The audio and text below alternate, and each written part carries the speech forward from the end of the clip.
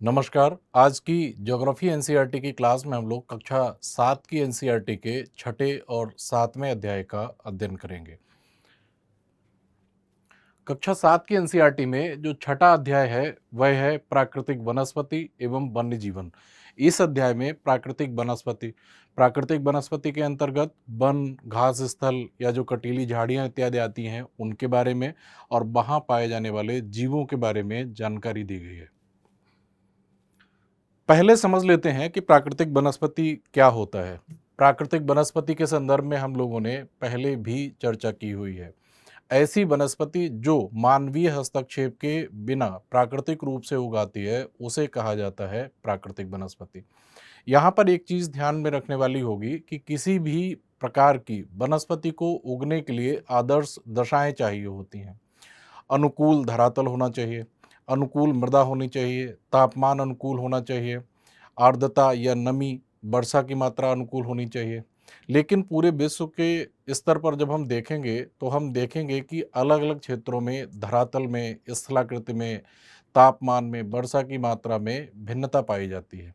तो इन सब कारकों में भिन्नता के चलते विश्व के अलग-अलग क्षेत्रों में अलग-अलग प्रकार की प्राकृतिक वनस्पति पाई जाती है।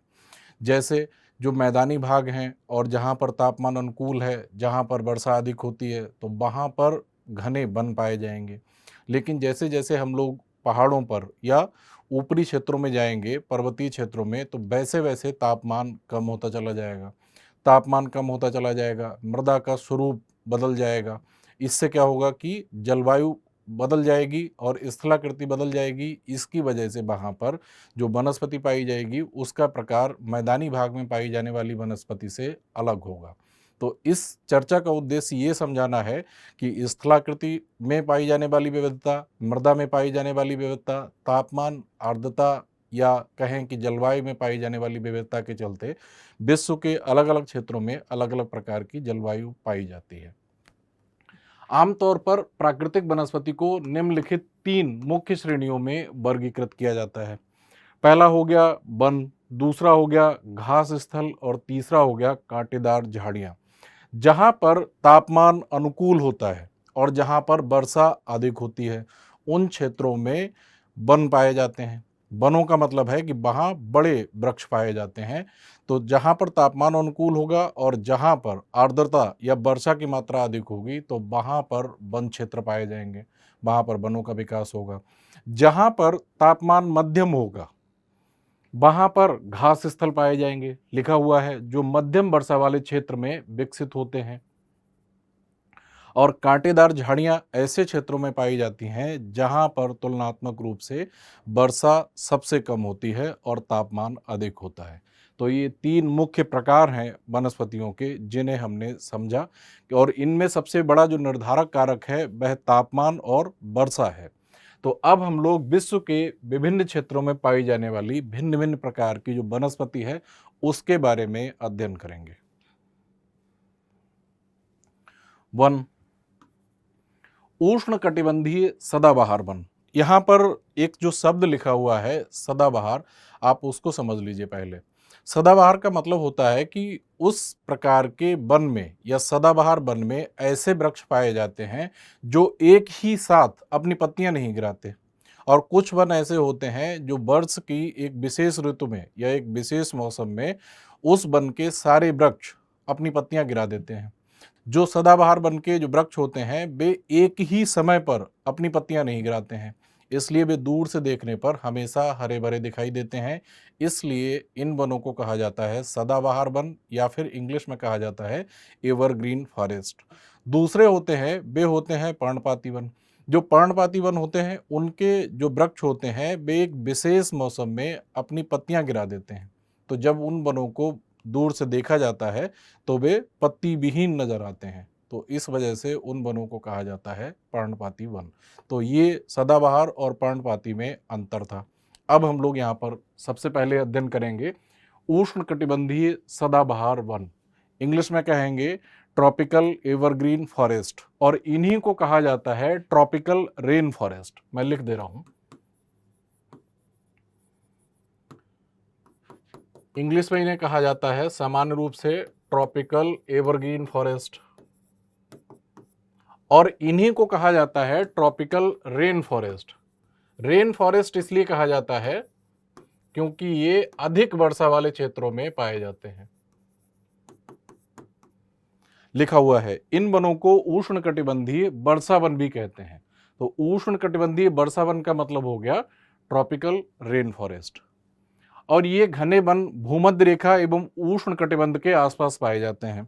जो विषुवत रेखा है उसके आसपास का जो क्षेत्र होता है उसमें तापमान की अधिकता रहती है और वहाँ पर संवहनीय वर्षा होती है और संवहनीय वर्षा प्रतिदिन होती है, तो वर्षा की मात्रा भी अधिक होती है। तो तापमान की अनुकूलता और वर्षा की अधिकता के चलते भूमध्य रेखा के जो आसपास के क्षेत्र हैं, जो विषुवत रेखा के आसपास के क्षेत्र हैं, उन क्षेत्रों में उष्णकटिबंधीय सदाबहार वन पाए जाते हैं। आमतौर यहाँ पर दृढ़ काष्ठ जैसे रोजवुड, आबनूस, महोगनी आदि पाए जाते हैं, जो उनकी लकड़ी बहुत ही मजबूत होती है। इस प्रकार के वन पाए जाते हैं और ये बहुत ही घने वन होते हैं। इनकी जो कैनोपी होती है, बितान जिसे हिंदी में कहते हैं, तो उसे ऊपर से जब आप देखेंगे तो वह बहुत ही घनी होती है और कैनोपी इतनी घनी होती है कि सूर्य का प्रकाश ऊपर से नीचे धरातल पर नहीं जा पाता और विभिन्न प्रकार की बेलें वगैरह होती हैं इस उष्णकटिबंधीय सदाबहार वन के वृक्षों में, नीचे से लेकर वृक्षों के सहारे ऊपर तक फैली हुई होती हैं और विभिन्न प्रकार के जंगली जानवर, सरीसृप और यहाँ पर एनाकोंडा जैसे अजगर या बड़े आकार के जो सर्प होते हैं वे सब यहाँ पर पाए जाते हैं। मैंने आप लोगों को कुछ समझाने के लिए कि आप लोगों को एरिया भी समझ में आ जाए कि किस क्षेत्र में किस प्रकार के वन पाए जाते हैं, बाहर से कुछ मानचित्र भी लिए हैं। तो इन मानचित्रों को आप लोग देख के समझ पाएंगे कि किन क्षेत्रों में उष्णकटिबंधीय सदाबहार वन पाए जाते हैं। तो आप लोग ये जो एरियाज देख रहे हैं, जैसे ये भारत का क्षेत्र हो गया, पश्चिमी घाट का जो क्षेत्र हो गया भारत में, या जो उत्तर पूर्वी राज्य है उन क्षेत्रों में, अफ्रीका महाद्वीप के इन क्षेत्रों में, इधर ये ब्राज़ील के जो वर्षा वन है वो तो सबसे बड़े वर्षा वन है, यहाँ पर जो पाए जाते हैं अमेजन नदी के बेसिन में। इसके अलावा ये जो हो गए कैरिबियन सी से लगते हुए जो छोटे छोटे देश हो गए उत्तर अमेरिका महाद्वीप के, यहाँ पर पाए जाते हैं। इसके अलावा ये जो साउथ ईस्ट एशिया के जो देश हो गए, इन सब जगहों पर उष्णकटिबंधीय वर्षा वाले वन पाए जाते हैं और इनकी विशेषता ये है कि ये सब उष्णकटिबंधीय क्षेत्र में आते हैं। यहाँ तापमान अन्य क्षेत्रों की तुलना में अधिक रहता है और यहाँ पर वर्षा भी अन्य क्षेत्रों की तुलना में अधिक होती है। अब आ जाते हैं उष्णकटिबंधीय पर्णपाती वन। तो पर्णपाती के बारे में मैंने जानकारी आप लोगों को दे दी थी कि पर्णपाती वनों के जो वृक्ष होते हैं वे वर्ष की एक विशेष ऋतु में या विशेष मौसम में अपनी पत्तियां गिरा देते हैं एक साथ। तो जब उन्हें दूर से देखा जाता है तो वे बिना पत्ती के दिखाई देते हैं, इसलिए इनको कहा जाता है उष्णकटिबंधीय पर्णपाती वन। ये वन उष्णकटिबंधीय पर्णपाती वन मानसूनी वन भी कहे जाते हैं। ये भारत में उत्तर ऑस्ट्रेलिया एवं मध्य अमेरिका के बड़े हिस्सों में पाए जाते हैं। ये होते उष्णकटिबंधीय ही हैं। उष्णकटिबंध का मतलब हो गया कि ये ऐसे क्षेत्रों में उगते हैं जहां पर तापमान अधिक होता है, लेकिन उष्णकटिबंधीय सदाबहार वनों की तुलना में इन क्षेत्रों में वर्षा तुलनात्मक रूप से थोड़ी कम होती है। मध्य अमेरिका के बड़े हिस्सों में पाए जाते हैं और इन क्षेत्रों में मौसमी परिवर्तन होते रहते हैं। जैसे इन क्षेत्रों में पूरे वर्ष भर वर्षा नहीं होती, बल्कि एक विशेष ऋतु में वर्षा होती है और जो शेष भाग होते हैं, या जो कहना चाहिए कि वर्ष के अन्य जो शेष महीने होते हैं उनमें वर्षा नहीं होती है। तो जल को संरक्षित रखने के लिए ये जो वृक्ष होते हैं या इस उष्णकटिबंधीय पर्णपाती वनों के जो वृक्ष होते हैं वे अपनी पत्तियां गिरा देते हैं, तो इसीलिए इन्हें कहा जाता है पर्णपाती। जल संरक्षित रखने के लिए शुष्क मौसम में यहाँ के वृक्ष पत्तियां झाड़ देते हैं या गिरा देते हैं और इन वनों में पाए जाने वाले जो दृढ़ काष्ठ के वृक्ष होते हैं, साल, सागवान या सागौन, टीक, नीम, शीशम इत्यादि जो वृक्ष होते हैं, ये उष्णकटिबंधीय पर्णपाती वृक्षों के अंतर्गत आते हैं। इनके बारे में जब हम लोग भारत के संदर्भ में पढ़ेंगे तो और ज़्यादा डिटेल में पढ़ेंगे। जो उष्णकटिबंधीय पर्णपाती वन होते हैं उन्हें दो वर्गों में विभाजित किया जाता है, शुष्क पर्णपाती वन और आर्द्र पर्णपाती वन।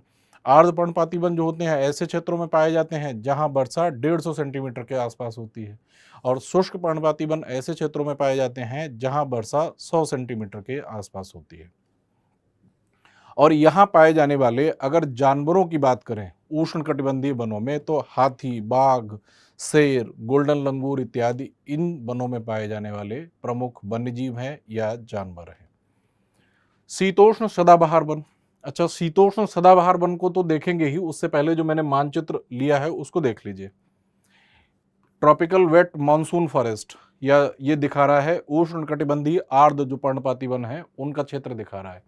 तो आप लोग देखेंगे कि ये जो अभी हमने देखा था, जो उष्णकटिबंधीय सदाबहार वनों का जो मानचित्र देखा था, उन्हीं से मिलता जुलता क्षेत्र है, लेकिन इन क्षेत्रों में वर्षा तुलनात्मक रूप से थोड़ी कम होती है। तो ये वन पाए उष्णकटिबंधीय क्षेत्रों में ही जाते हैं, लेकिन इन क्षेत्रों में वर्षा तुलनात्मक रूप से थोड़ी कम होती है।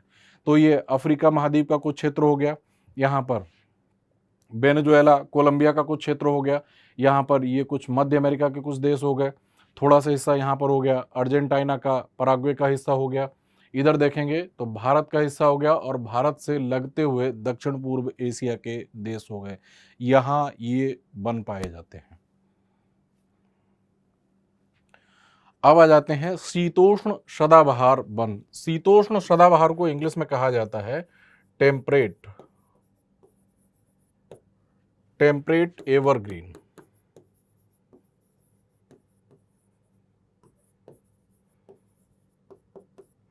टेम्परेट से आप लोग समझ पा रहे होंगे कि ये जो शीतोष्ण कटिबंध है वह कहाँ पर अवस्थित है। दोनों ही गोलार्धों में, जो उत्तरी गोलार्ध है उसमें कर्क रेखा और दक्षिणी गोलार्ध है उसमें मकर रेखा। तो उत्तरी गोलार्ध में कर्क रेखा से और जो 66.5 डिग्री उत्तरी अक्षांश के बीच का क्षेत्र है वह हो गया उत्तरी शीतोष्ण कटिबंध, और जो दक्षिणी गोलार्ध है उसमें मकर रेखा से लेकर और जो 66.5 डिग्री दक्षिणी अक्षांश रेखा है उसके बीच का जो क्षेत्र हो गया वह हो गया शीतोष्ण कटिबंध। तो ये जो वन होते हैं शीतोष्ण सदाबहार और शीतोष्ण पर्णपाती, ये शीतोष्ण कटिबंधीय क्षेत्रों में पाए जाते हैं वन। यहाँ पर तापमान थोड़ा सा मध्यम रहता है। उष्ण कटिबंधीय वन ऐसे क्षेत्रों में पाए जाते हैं जहाँ पर तापमान अधिक रहता है। शीतोष्ण कटिबंधीय जो वन होते हैं वे ऐसे क्षेत्रों में पाए जाते हैं जहाँ तापमान मध्यम रहता है। शीतोष्ण सदाबहार वन मध्य अक्षांशों के तटीय प्रदेशों में स्थित हैं। ये सामान्यतः महाद्वीपों के पूर्वी किनारों पर पाए जाते हैं, जैसे दक्षिण पूर्वी अमेरिका, दक्षिणी चीन एवं दक्षिणी पूर्वी ब्राजील। और यहाँ पाए जाने वाले जो वृक्ष हैं उनके नाम दिए गए मुख्य बाज, चीड़ एवं यूकेलिप्टिस जैसे दृढ़ एवं मुलायम दोनों प्रकार के पेड़ शीतोष्ण कटिबंधीय सदाबहार वनों के अंतर्गत पाए जाते हैं। अगर इसको मानचित्र पर देखना हो, ये देखिएगा, ये वाला जो मानचित्र है ये टेम्परेट एवरग्रीन फॉरेस्ट को दिखा रहा है। टेम्परेट का मतलब हो गया शीतोष्ण, एवरग्रीन का मतलब हो गया सदाबहार। तो ये शीतोष्ण सदाबहार वन के क्षेत्र इसमें दिखाए गए हैं। तो इसमें आप लोग देखेंगे ये वाला एरिया हो गया, एक तो ये वाला एरिया हो गया, यूएसए का एरिया हो गया, कनाडा का पश्चिमी भाग हो गया, कुछ क्षेत्र कनाडा के मध्य भाग में भी हो गया, मध्य अमेरिका के इन देशों में, यहाँ पर ये अर्जेंटीना उरुग्वे का हिस्सा हो गया, यहाँ पर स्पेन का एरिया हो गया, मोरक्को का एरिया हो गया, ट्यूनीशिया का एरिया हो गया, ये यूरोप का ये वाला जो भाग हो गया दक्षिणी और पूर्वी भाग, उसके साथ साथ में ये भूमध्य सागर से लगता हुआ क्षेत्र हो गया, और ये दक्षिणी चीन का कुछ क्षेत्र हो गया, कुछ क्षेत्र हो गया जापान का, और उसके साथ ही न्यूजीलैंड का क्षेत्र हो गया। तो इन क्षेत्रों में शीतोष्ण कटिबंधीय सदाबहार वन पाए जाते हैं। इसके बाद आते हैं शीतोष्ण पर्णपाती वन। अब यहाँ पर भी वही बात आ जाती है कि ये जो वन होते हैं शीतोष्ण पर्णपाती वन, ये पाए तो शीतोष्ण कटिबंध में जाते हैं जहाँ पर तापमान मध्यम रहता है, लेकिन शीतोष्ण जो सदाबहार वन है जिनके बारे में अभी हम लोग पढ़ रहे थे, ये शीतोष्ण सदाबहार, ये तुलनात्मक रूप से शीतोष्ण कटिबंध में ऐसे क्षेत्रों में पाए जाते हैं जहाँ पर वर्षा अधिक होती है। अब इसके बाद जो आते हैं शीतोष्ण कटिबंधीय पर्णपाती वन, ये शीतोष्ण कटिबंध के क्षेत्रों में ऐसे क्षेत्रों में पाए जाते हैं जहां पर तुलनात्मक रूप से वर्षा थोड़ी कम होती है। इसी वजह से वर्ष के एक विशेष मौसम में इन वनों के वृक्ष भी अपनी पत्तियां गिरा देते हैं। मध्य अक्षांशों में ही जैसे जैसे ऊपर की ओर बढ़ेंगे वैसे वैसे शीतोष्ण पर्णपाती वन आपको देखने को मिलेंगे। उच्च अक्षांश की ओर बढ़ने पर अधिक शीतोष्ण पर्णपाती वन मिलते हैं। ये उत्तर पूर्वी अमेरिका, चीन, न्यूजीलैंड, ये फॉन्ट की प्रॉब्लम है, हिंदी के फॉन्ट एक कंप्यूटर से दूसरे कंप्यूटर में जब जाते हैं तो दूसरे कंप्यूटर में अगर एग्जैक्ट फॉन्ट नहीं मिलता है तो उसकी वजह से कुछ कैरेक्टर्स में मिसमैच आता है, उसकी वजह से ये समस्या हो जाती है। चिली एवं पश्चिमी यूरोप के तटीय प्रदेशों में पाए जाते हैं और ये पत्तियां शुष्क मौसम में झाड़ देते हैं। यहाँ पाए जाने वाले जो पेड़ हैं वे हो गए बाज, ऐश, बीच इत्यादि के वृक्ष पाए जाते हैं। और इसके अलावा यहाँ पाए जाने वाले जो मुख्य जानवर हैं उनमें हिरण हो गया, लोमड़ी हो गई, भेड़िए हो गए। इसके अलावा फीजेंट और मोनाल जैसे कुछ विचित्र पक्षी पाए जाते हैं जो देखने में काफ़ी आकर्षक लगते हैं। अगर इसको आप मानचित्र में देखना चाहें तो ये वाले जो एरिया हो गए, ये हो गए शीतोष्ण कटिबंधीय पर्णपाती वनों का क्षेत्र। जो आप लोग देख रहे हैं ये वाला एरिया हो गया, अधिकांश यूरोपीय क्षेत्र हो गया। और ये हो गया उत्तर अमेरिका में कनाडा का कुछ क्षेत्र हो गया, संयुक्त राज्य अमेरिका का कुछ क्षेत्र हो गया, चिली का कुछ भाग हो गया, अर्जेंटीना का दक्षिणी भाग हो गया। इधर आप लोग देखेंगे ये हिमालयन रीजन हो गया, वहाँ पर ये चीन का क्षेत्र हो गया, ये रूस का पूर्वी भाग हो गया, जापान का क्षेत्र हो गया, ऑस्ट्रेलिया का पूर्वी भाग और ये न्यूजीलैंड का पूर्वी भाग हो गया। यहाँ पर मैं आप लोगों से एक चर्चा करना चाहता हूँ कि वैसे तो मैंने पहले ही कहा है कि आप लोगों को ऑक्सफोर्ड स्टूडेंट एटलस ले लेना चाहिए और उसकी लगातार प्रैक्टिस करनी चाहिए। उसकी लगातार प्रैक्टिस करने से क्या होगा, आप लोग एग्ज़ाम में तो बेहतर परफॉर्म कर ही पाएंगे, उसके साथ साथ आप लोगों को भूगोल को समझना भी आसान हो जाएगा। जैसे मान लीजिए केवल यही मानचित्र दे दिया गया, अब जिन्हें पूरे पृथ्वी के संदर्भ में किस महाद्वीप में कौन सा देश किस जगह पर है, तो अगर उसकी जानकारी है तो केवल इस मानचित्र को ही देखकर वह व्यक्ति अंदाजा लगा लेगा कि जो शीतोष्ण पर्णपाती वन है वे किन किन देशों में पाए जाते हैं। जैसे यहाँ पर ये कनाडा का क्षेत्र हो गया, ये वाला क्षेत्र यूएसए का हो गया, इसके बाद ये चिली का अर्जेंटीना का क्षेत्र हो गया, ये अधिकांश यूरोपीय देश हो गए। इसके अलावा यहाँ पर जो एशिया माइनर के जो देश हैं या जो पश्चिमी एशिया के जो देश हैं वो हो गए। यहाँ ये हिमालय का क्षेत्र हो गया, ये चीन का क्षेत्र हो गया, रूस का क्षेत्र हो गया, जापान का क्षेत्र हो गया, ऑस्ट्रेलिया महाद्वीप के पूर्वी भाग में, और उसके बाद ये न्यूजीलैंड का क्षेत्र हो गया। तो भूगोल को समझने के लिए और भूगोल को एग्जामिनर को समझाने के लिए भी, भूगोल को एग्जामिनर को समझाने का मतलब है कि अगर आप लोग कोई मुख्य परीक्षा देने जा रहे हैं जहां पर आपको डिस्क्रिप्टिव आंसर लिखना है तो उसके लिए मानचित्र का अभ्यास करना बहुत जरूरी होता है। जब आप लोग मेंस की परीक्षा देंगे, चाहे स्टेट पीसीएस की परीक्षा दें, आईएएस की परीक्षा दें, तब आप लोग अगर मानचित्र बनाकर अगर उत्तर को प्रस्तुत करेंगे तो आप लोगों को कुछ अधिक अंक मिलने की गुंजाइश रहेगी। और इसके अलावा भी प्रीलिम्स का पेपर देंगे तो चाहे वनडे एग्जाम का कोई पेपर हो, चाहे स्टेट पीसीएस का हो, चाहे आईएएस की परीक्षा हो, कहने का मतलब है कोई भी कॉम्पिटिटिव एग्जाम हो तो उसमें 2-4 प्रश्न ऐसे जरूर रहेंगे जो कि केवल मानचित्र से ही हल हो सकते हैं। अगर उनको आप लोग पढ़ने की कोशिश करेंगे तो आपको बहुत ज़्यादा जानकारी रटनी पड़ेगी, और मानचित्र का अभ्यास कर लेंगे तो आप लोग बहुत ही कम मेहनत में और ज़्यादा जानकारी प्राप्त कर पाएंगे। इसलिए मानचित्र का अभ्यास जरूर करते रहें साथ साथ में। तो ये वाला जो मैप था ये शीतोष्ण कटिबंधीय पर्णपाती वनों को दर्शाता हुआ मानचित्र था। अब हम लोग चलते हैं भूमध्य सागरीय वनस्पति के बारे में।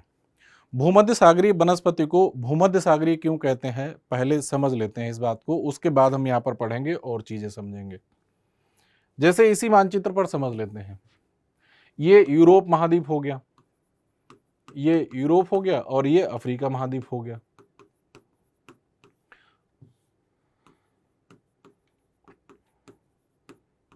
इसके बीच का ये वाला जो क्षेत्र है, ये वाला जो पूरा क्षेत्र है इसको कहा जाता है भूमध्य सागर का क्षेत्र।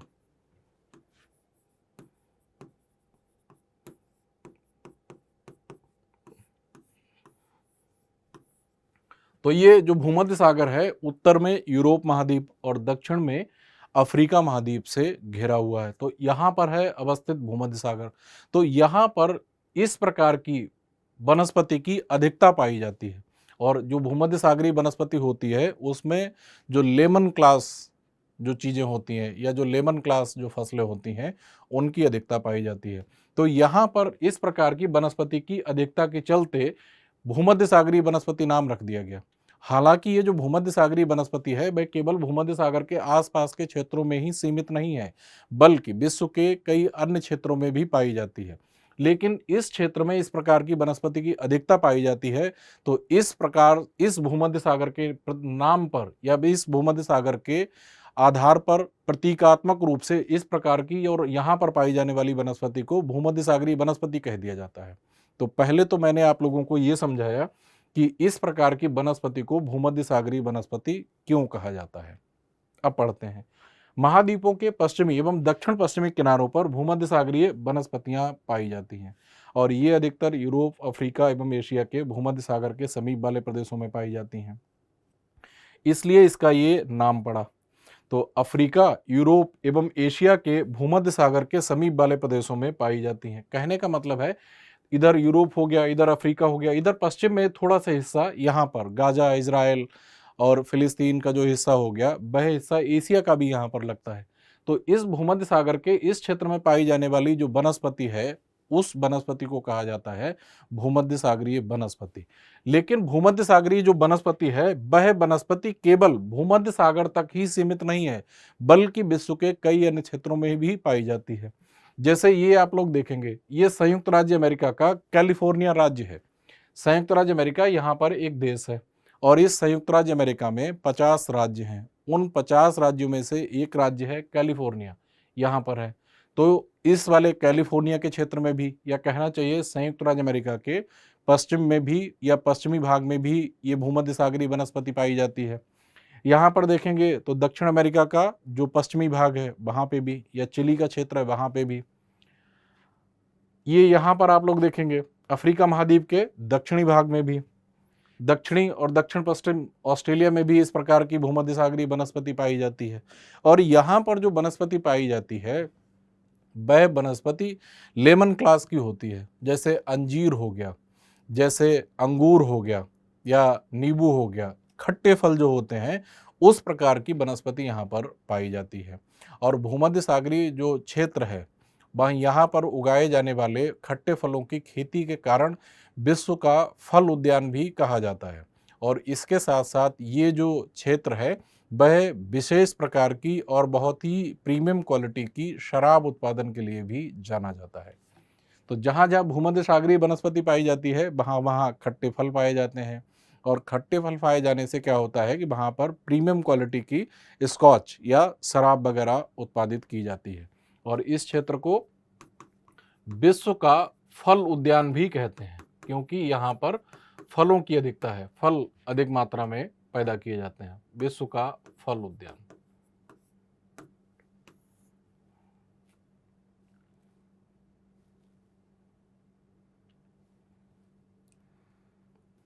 शंकुधारी वन। शंकुधारी वनों को इंग्लिश में कहा जाता है टैगा फॉरेस्ट, या इन्हीं को कहा जाता है बोरियल फॉरेस्ट, कोनिफेरस फॉरेस्ट भी कह दिया जाता है। तो ये जो शंकुधारी वन होते हैं ये उत्तरी गोलार्ध के उच्च अक्षांशीय क्षेत्र जो होते हैं, जो सामान्य रूप से 50 डिग्री उत्तरी से लेकर और 70 डिग्री उत्तरी अक्षांश के जो क्षेत्र होते हैं जिनमें तापमान काफ़ी कम रहता है, उन क्षेत्रों में ये शंकुधारी वन पाए जाते हैं। और प्रकृति से ये जो शंकुधारी वन होते हैं ये सदाबहार होते हैं, और इन वनों में जो वृक्ष पाए जाते हैं उनकी लकड़ी मुलायम प्रकृति की होती है, जिसका प्रयोग पैकेजिंग में किया जाता है या माचिस वगैरह बनाने में उसका प्रयोग किया जाता है। तो जो शंकुधारी वन होते हैं उनमें दृढ़ काष्ठ वाले वृक्ष नहीं पाए जाते हैं। यही सारी बातें यहाँ पर लिखी गई हैं। उत्तरी गोलार्ध के उच्च अक्षांशों में भव्य शंकुधारी वन पाए जाते हैं, इन्हें टैगा भी कहते हैं।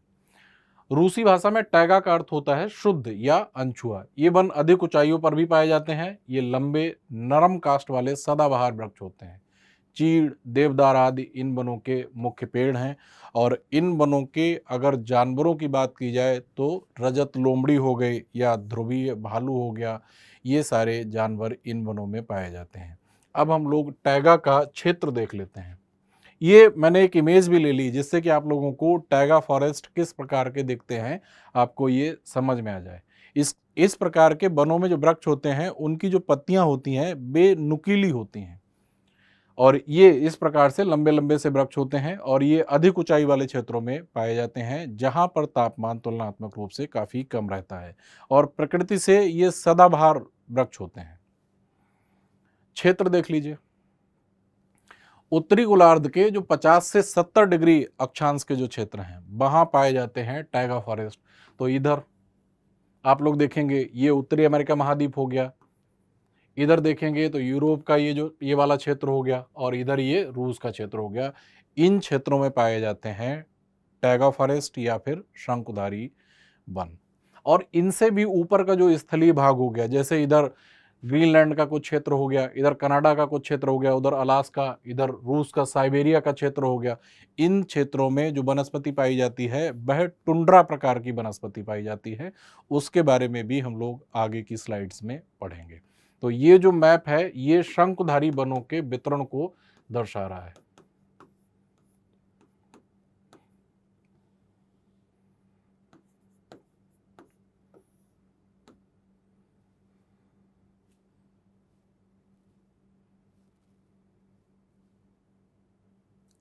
अब यहाँ पर आ जाते हैं, दूसरा जो प्राकृतिक वनस्पति के अंतर्गत जो वर्ग था वह था घास स्थल का। तो घास स्थल का मतलब है कि ऐसे क्षेत्र जो मध्यम वर्षा वाले क्षेत्रों में आते हैं उनमें बड़े वृक्ष ना उगकर बड़ी बड़ी घास उग जाती है। मैं आप लोगों को एक इमेज दिखाता हूँ। ये इमेज आप देखिए, इसमें आप लोग देखेंगे कि अधिकांश क्षेत्र में आपको घास दिखाई दे रही है। वृक्ष बीच बीच में कहीं एक दो वृक्ष उगाते हैं, लेकिन अधिकांश जो क्षेत्र होता है वह घास के अधीन होता है। तो ये जो घास स्थल होते हैं, पहली चीज हो गई कि ये मध्यम वर्षा के क्षेत्र में पाए जाते हैं और ये जो घास स्थल हो गए ये उष्ण कटिबंध में भी पाए जाते हैं और शीतोष्ण कटिबंध में भी पाए जाते हैं। उष्ण कटिबंधीय जो घास होती है, जहां पर तापमान अधिक होता है, उन क्षेत्रों की जो घास होती है वह 3 से 4 मीटर तक लंबी हो सकती है, अर्थात उसकी ऊंचाई काफ़ी अधिक होती है। और जो शीतोष्ण कटिबंधीय घास होती है या जो शीतोष्ण कटिबंधीय घास स्थल होते हैं उनमें जो घास पाई जाती है उसकी ऊंचाई तुलनात्मक रूप से कम होती है। लेकिन पौष्टिकता की दृष्टि से देखें तो शीतोष्ण कटिबंधीय घास स्थलों की घास ज़्यादा पौष्टिक होती है। अब कुछ चीजें हैं लिखी हुई, उनको पढ़ लेते हैं। उष्ण कटिबंधीय घास स्थल, ट्रॉपिकल ग्रासलैंड, ये वन भूमध्य रेखा के किसी भी तरफ उगाते हैं। भूमध्य रेखा के किसी भी तरफ का मतलब है कि विषुवत रेखा के दोनों ओर के उष्ण कटिबंधीय क्षेत्रों में ये मध्यम वर्षा के क्षेत्र में उगाते हैं और भूमध्य रेखा के दोनों ओर से उष्ण कटिबंध क्षेत्रों तक फैले हैं। यहाँ वनस्पति निम्न से मध्य वर्षा वाले क्षेत्रों में पैदा होती है और ये जो घास होती है काफ़ी ऊंची, लगभग 3 से 4 मीटर की ऊंचाई वाली होती है। और अफ्रीका का सवाना घास स्थल इसी प्रकार का है। मैंने कुछ घास स्थलों की सूची भी ले ली है, जो आपकी इस एनसीईआरटी में दी गई है उसकी सूची ले ली है। ये देखिए, विभिन्न प्रदेशों में घास स्थल विभिन्न नामों से जाने जाते हैं। इधर मैंने ले लिए हैं उष्ण कटिबंधीय घास स्थल कि किस क्षेत्र में उष्ण कटिबंधीय घास स्थल को किस नाम से जाना जाता है। पूर्वी अफ्रीका में सवाना के नाम से जाना जाता है, ब्राज़ील में कंपोस के नाम से जाना जाता है, वेनेजुएला में लानोस के नाम से जाना जाता है। शीतोष्ण कटिबंधीय अगर घास स्थल की बात करें तो अर्जेंटीना में पंपास के नाम से जाना जाता है, उत्तरी अमेरिका में प्रेरी, दक्षिण अफ्रीका में वेल्ड, मध्य एशिया में स्टेपी, ऑस्ट्रेलिया में डॉन। डॉन नहीं, इसे डाउन आप लोग पढ़िएगा, डाउन्स कहते हैं। हिंदी में ट्रांसलेशन में कुछ शब्दों को इस तरीके से ट्रांसलेट किया गया है कि वह सही अर्थ में आ नहीं पाया है।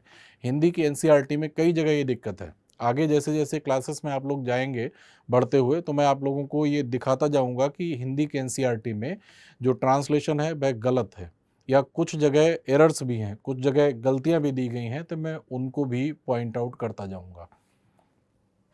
तो यहाँ पर मैं ये दर्शाना चाह रहा था कि जो घास स्थल होते हैं, चाहे उष्ण कटिबंधीय हो चाहे शीतोष्ण कटिबंधीय हो, भिन्न भिन्न क्षेत्रों में उनके अलग अलग नाम होते हैं। तो जो अफ्रीका का सवाना घास स्थल है वह उष्ण कटिबंधीय घास स्थल के अंतर्गत आता है। इसके बाद आ जाते हैं शीतोष्ण घास स्थल, जो शीतोष्ण घास स्थल होते हैं वे शीतोष्ण कटिबंध के क्षेत्र में पाए जाते हैं। और शीतोष्ण कटिबंध कौन सा होता है? उत्तरी गोलार्ध में कर्क रेखा और जो 66.5 डिग्री की उत्तरी अक्षांश रेखा है उसके बीच का क्षेत्र। तो उत्तरी गोलार्ध में कर्क रेखा से और 66.5 डिग्री की जो उत्तरी अक्षांश रेखा है, उत्तरी ध्रुव वृत्त भी जिसे कहते हैं, उसके बीच का जो क्षेत्र है वह शीतोष्ण कटिबंध का है। तो उत्तरी गोलार्ध में उस क्षेत्र में जो घास स्थल पाए जाते हैं उन्हें शीतोष्ण घास स्थलों के अंतर्गत रखा जाता है। और दक्षिणी गोलार्ध में भी सेम वही परिस्थिति है। मकर रेखा और 66.5 डिग्री की जो दक्षिणी अक्षांश रेखा है उसके बीच का जो क्षेत्र है वह शीतोष्ण कटिबंध में आता है दक्षिणी गोलार्ध में। तो उन क्षेत्रों में पाई जाने वाली जो घास होती है उसको कहा जाता है शीतोष्ण कटिबंधीय घास भूमियां या घास स्थल। ये मध्य अक्षांशीय क्षेत्रों और महाद्वीप के भीतरी भागों में पाए जाते हैं। यहाँ की घास आमतौर पर छोटी एवं पौष्टिक होती है। और यहाँ पर मैंने शीतोष्ण कटिबंधीय घास स्थल और विभिन्न प्रदेशों में उष्ण कटिबंधीय घास स्थलों के नाम यहाँ पर ले लिए हैं।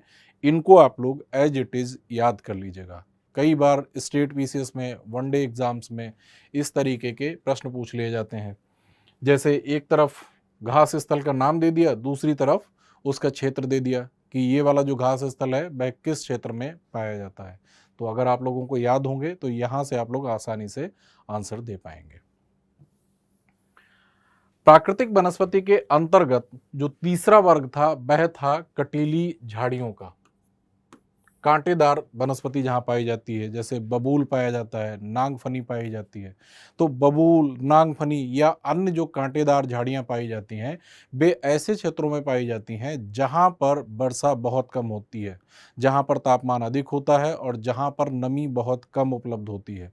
तो ऐसे क्षेत्रों में वनस्पतियाँ क्या करती हैं कि अपने आप को अनुकूलित कर लेती हैं और अनुकूलित करके वे ये प्रयास करती हैं कि जो जल है उसका बाष्पोत्सर्जन कम से कम हो। इसलिए ऐसे पौधों में या कटीले जो वन हैं, कटीली झाड़ियाँ हैं, वहाँ पर ऐसे पौधे पाए जाते हैं जो कम से कम बाष्पोत्सर्जन करें या जिनमें पत्तियाँ कम से कम हों। पत्तियों की जगह उनमें नुकीले कांटे पाए जाते हैं या उनमें जो मोटी त्वचा पाई जाती है, उनकी जो भित्ति होती है वह मोटी होती है, ताकि बहुत अधिक जो तापमान हो जाए, बहुत अधिक गर्मी हो जाए तब भी जल का बाष्पोत्सर्जन कम से कम हो।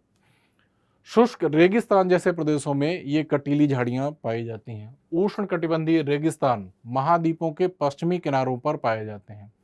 तीव्र गर्मी एवं बहुत कम वर्षा के कारण यहाँ वनस्पतियों की कमी रहती है और जो वनस्पतियाँ पाई भी जाती हैं वे छोटी छोटी होती हैं और वे कांटेदार झाड़ी के रूप में पाई जाती हैं। उनमें पत्तों की कमी रहती है, क्योंकि अगर पत्ते अधिक होंगे तो बाष्पोत्सर्जन अधिक होगा और जल का जो व्यय है वह अधिक हो जाएगा। वहाँ के पौधे ऐसे होते हैं जो कम जल में भी पनप सकें और उसके साथ साथ पौधों में अनुकूलन इस प्रकार से होता है कि जल का बाष्पोत्सर्जन कम से कम हो। टुंड्रा प्रकार की वनस्पति, इसी प्रकार की वनस्पति की मैं बात कर रहा था जब मैं आप लोगों को ये शंकुधारी वन पढ़ा रहा था कि शंकुधारी वनों से भी ऊपर का जो क्षेत्र है, ये वाला जो क्षेत्र है स्थलीय क्षेत्र या ये वाला जो क्षेत्र है पूरा ये वाला, यहाँ पर पाई जाती है टुंड्रा प्रकार की वनस्पति। और टुंड्रा प्रकार की जो वनस्पति है वह काई, लाइकेन जैसी सूक्ष्म वनस्पति पाई जाती है। उसका कारण ये है कि जो बहुत अधिक ऊंचाई वाले उत्तरी गोलार्ध के क्षेत्र हैं वहाँ पर तापमान बहुत कम रहता है और वहाँ अधिकांशतः बर्फ जमी हुई रहती है। लेकिन जब ग्रीष्म ऋतु आती है तो बर्फ कुछ पिघल जाती है और जो बर्फ पिघलती है वह जल में बदल जाती है। तो उस जल से वहाँ पर कुछ अल्पकाल के लिए वहाँ काई, लाइकेन जैसी सूक्ष्म प्रकार की वनस्पतियाँ उगाती हैं। उसी को कहा जाता है टुंड्रा प्रकार की वनस्पति। यहाँ पर जो कुछ भी लिखा हुआ है उसे हम बाद में पढ़ेंगे, पहले मैं आप लोगों को दिखाता हूँ। ये आप लोग इमेज देखिए, जैसे आप लोग देख रहे होंगे कि ये पर्वतीय क्षेत्र हो गया, ये सब कुछ जो ये वाइट कलर से दिख रहा है ये सब बर्फ जमी हुई है। इस बर्फ के सहारे आप लोग देख रहे होंगे कि ये वाला जो क्षेत्र है, तो ग्रीष्म ऋतु में इस बर्फ का कुछ भाग पिघला होगा तो ये जल में बदल गया, तो ये जली भाग दिख रहा होगा।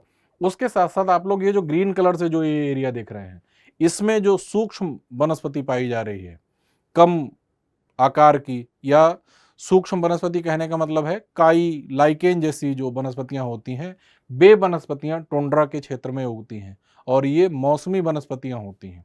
ये जो ग्रीष्म ऋतु आती है जब इन क्षेत्रों में, तब यहाँ पर कुछ जल पिघल जाता है, उससे यहाँ पर कुछ नमी मिल जाती है, उसकी वजह से ये वनस्पतियां विकसित हो जाती हैं। और जब शीत ऋतु आती है, बर्फ जम जाती है, पानी अवेलेबल नहीं होता है, तो ये वनस्पतियां भी नष्ट हो जाती हैं। अब हम लोग आगे बढ़ते हैं, और अगर आप लोग इसका एरिया देखना चाहें तो मैंने पहले ही बता दिया था कि जो टैगा से भी ऊपर का एरिया है, वहां पाई जाती है टुंड्रा वनस्पति। तो ये वाला जो मैप है, ये टुंड्रा वनस्पति को दर्शाता है।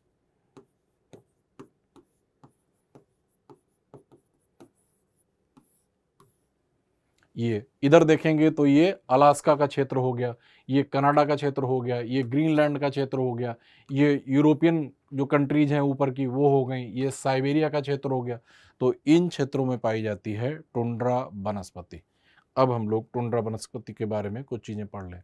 यदि आप ध्रुवीय प्रदेश में जाएंगे तो वह स्थान आपको अत्यधिक ठंडा मिलेगा, क्योंकि वहाँ पर उच्च अक्षांशों के चलते सूर्य तप की प्राप्ति कम होती है, और सूर्य तप की प्राप्ति कम होती है, तापमान बहुत कम रहता है, वहाँ पर हमेशा बर्फ जमी रहती है। यहाँ बहुत ही सीमित प्राकृतिक वनस्पति मिलती है और यहाँ केवल काई, लाइकेन एवं छोटी झाड़ियाँ पाई जाती हैं, और ये अल्पकालिक ग्रीष्म ऋतु के दौरान विकसित होती हैं। इसे ही कहा जाता है टुंड्रा प्रकार की वनस्पति। और ये वनस्पतियाँ यूरोप, एशिया एवं उत्तरी अमेरिका के ध्रुवीय प्रदेशों में पाई जाती हैं। और मानचित्र हमने देख लिया, ये वाला जो क्षेत्र हो गया। यहाँ पर अगर बात करें कि वन्य जीव कौन कौन से पाए जाते हैं, तो यहाँ पर ध्रुवीय भालू पाया जाता है, पोलर वियर पाया जाता है और ध्रुवीय उल्लू पाया जाता है।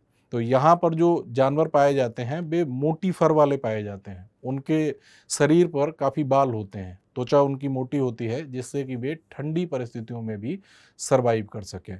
ध्रुवीय भालू, ध्रुवीय उल्लू के अलावा यहाँ पर सील, बालरस, बर्फीली लोमड़ी जैसे भी जानवर यहाँ पर पाए जाते हैं। अगर घास स्थलों की बात करें तो घास स्थलों में हाथी, जिराफ, हिरण, बाघ, तेंदुआ, जंगली भैंसा, बाइसन, एंटीलोप इत्यादि वन्य जीवन पाया जाता है। जो हम लोग पढ़ रहे थे घास स्थलों के बारे में, तो इनका वन्य जीवन छूट गया था। तो यहाँ पर किस प्रकार के जीव पाए जाते हैं उसको मैंने बताया। उष्ण कटिबंधीय जो घास स्थल होते हैं उनमें पाए जाते हैं हाथी, बाघ, जिराफ, लोमड़ी इत्यादि प्रकार के जीव। और जो शीतोष्ण कटिबंधीय जो घास स्थल होते हैं उनमें पाए जाते हैं जंगली भैंस, बाइसन या एंटीलोप प्रकार के जानवर।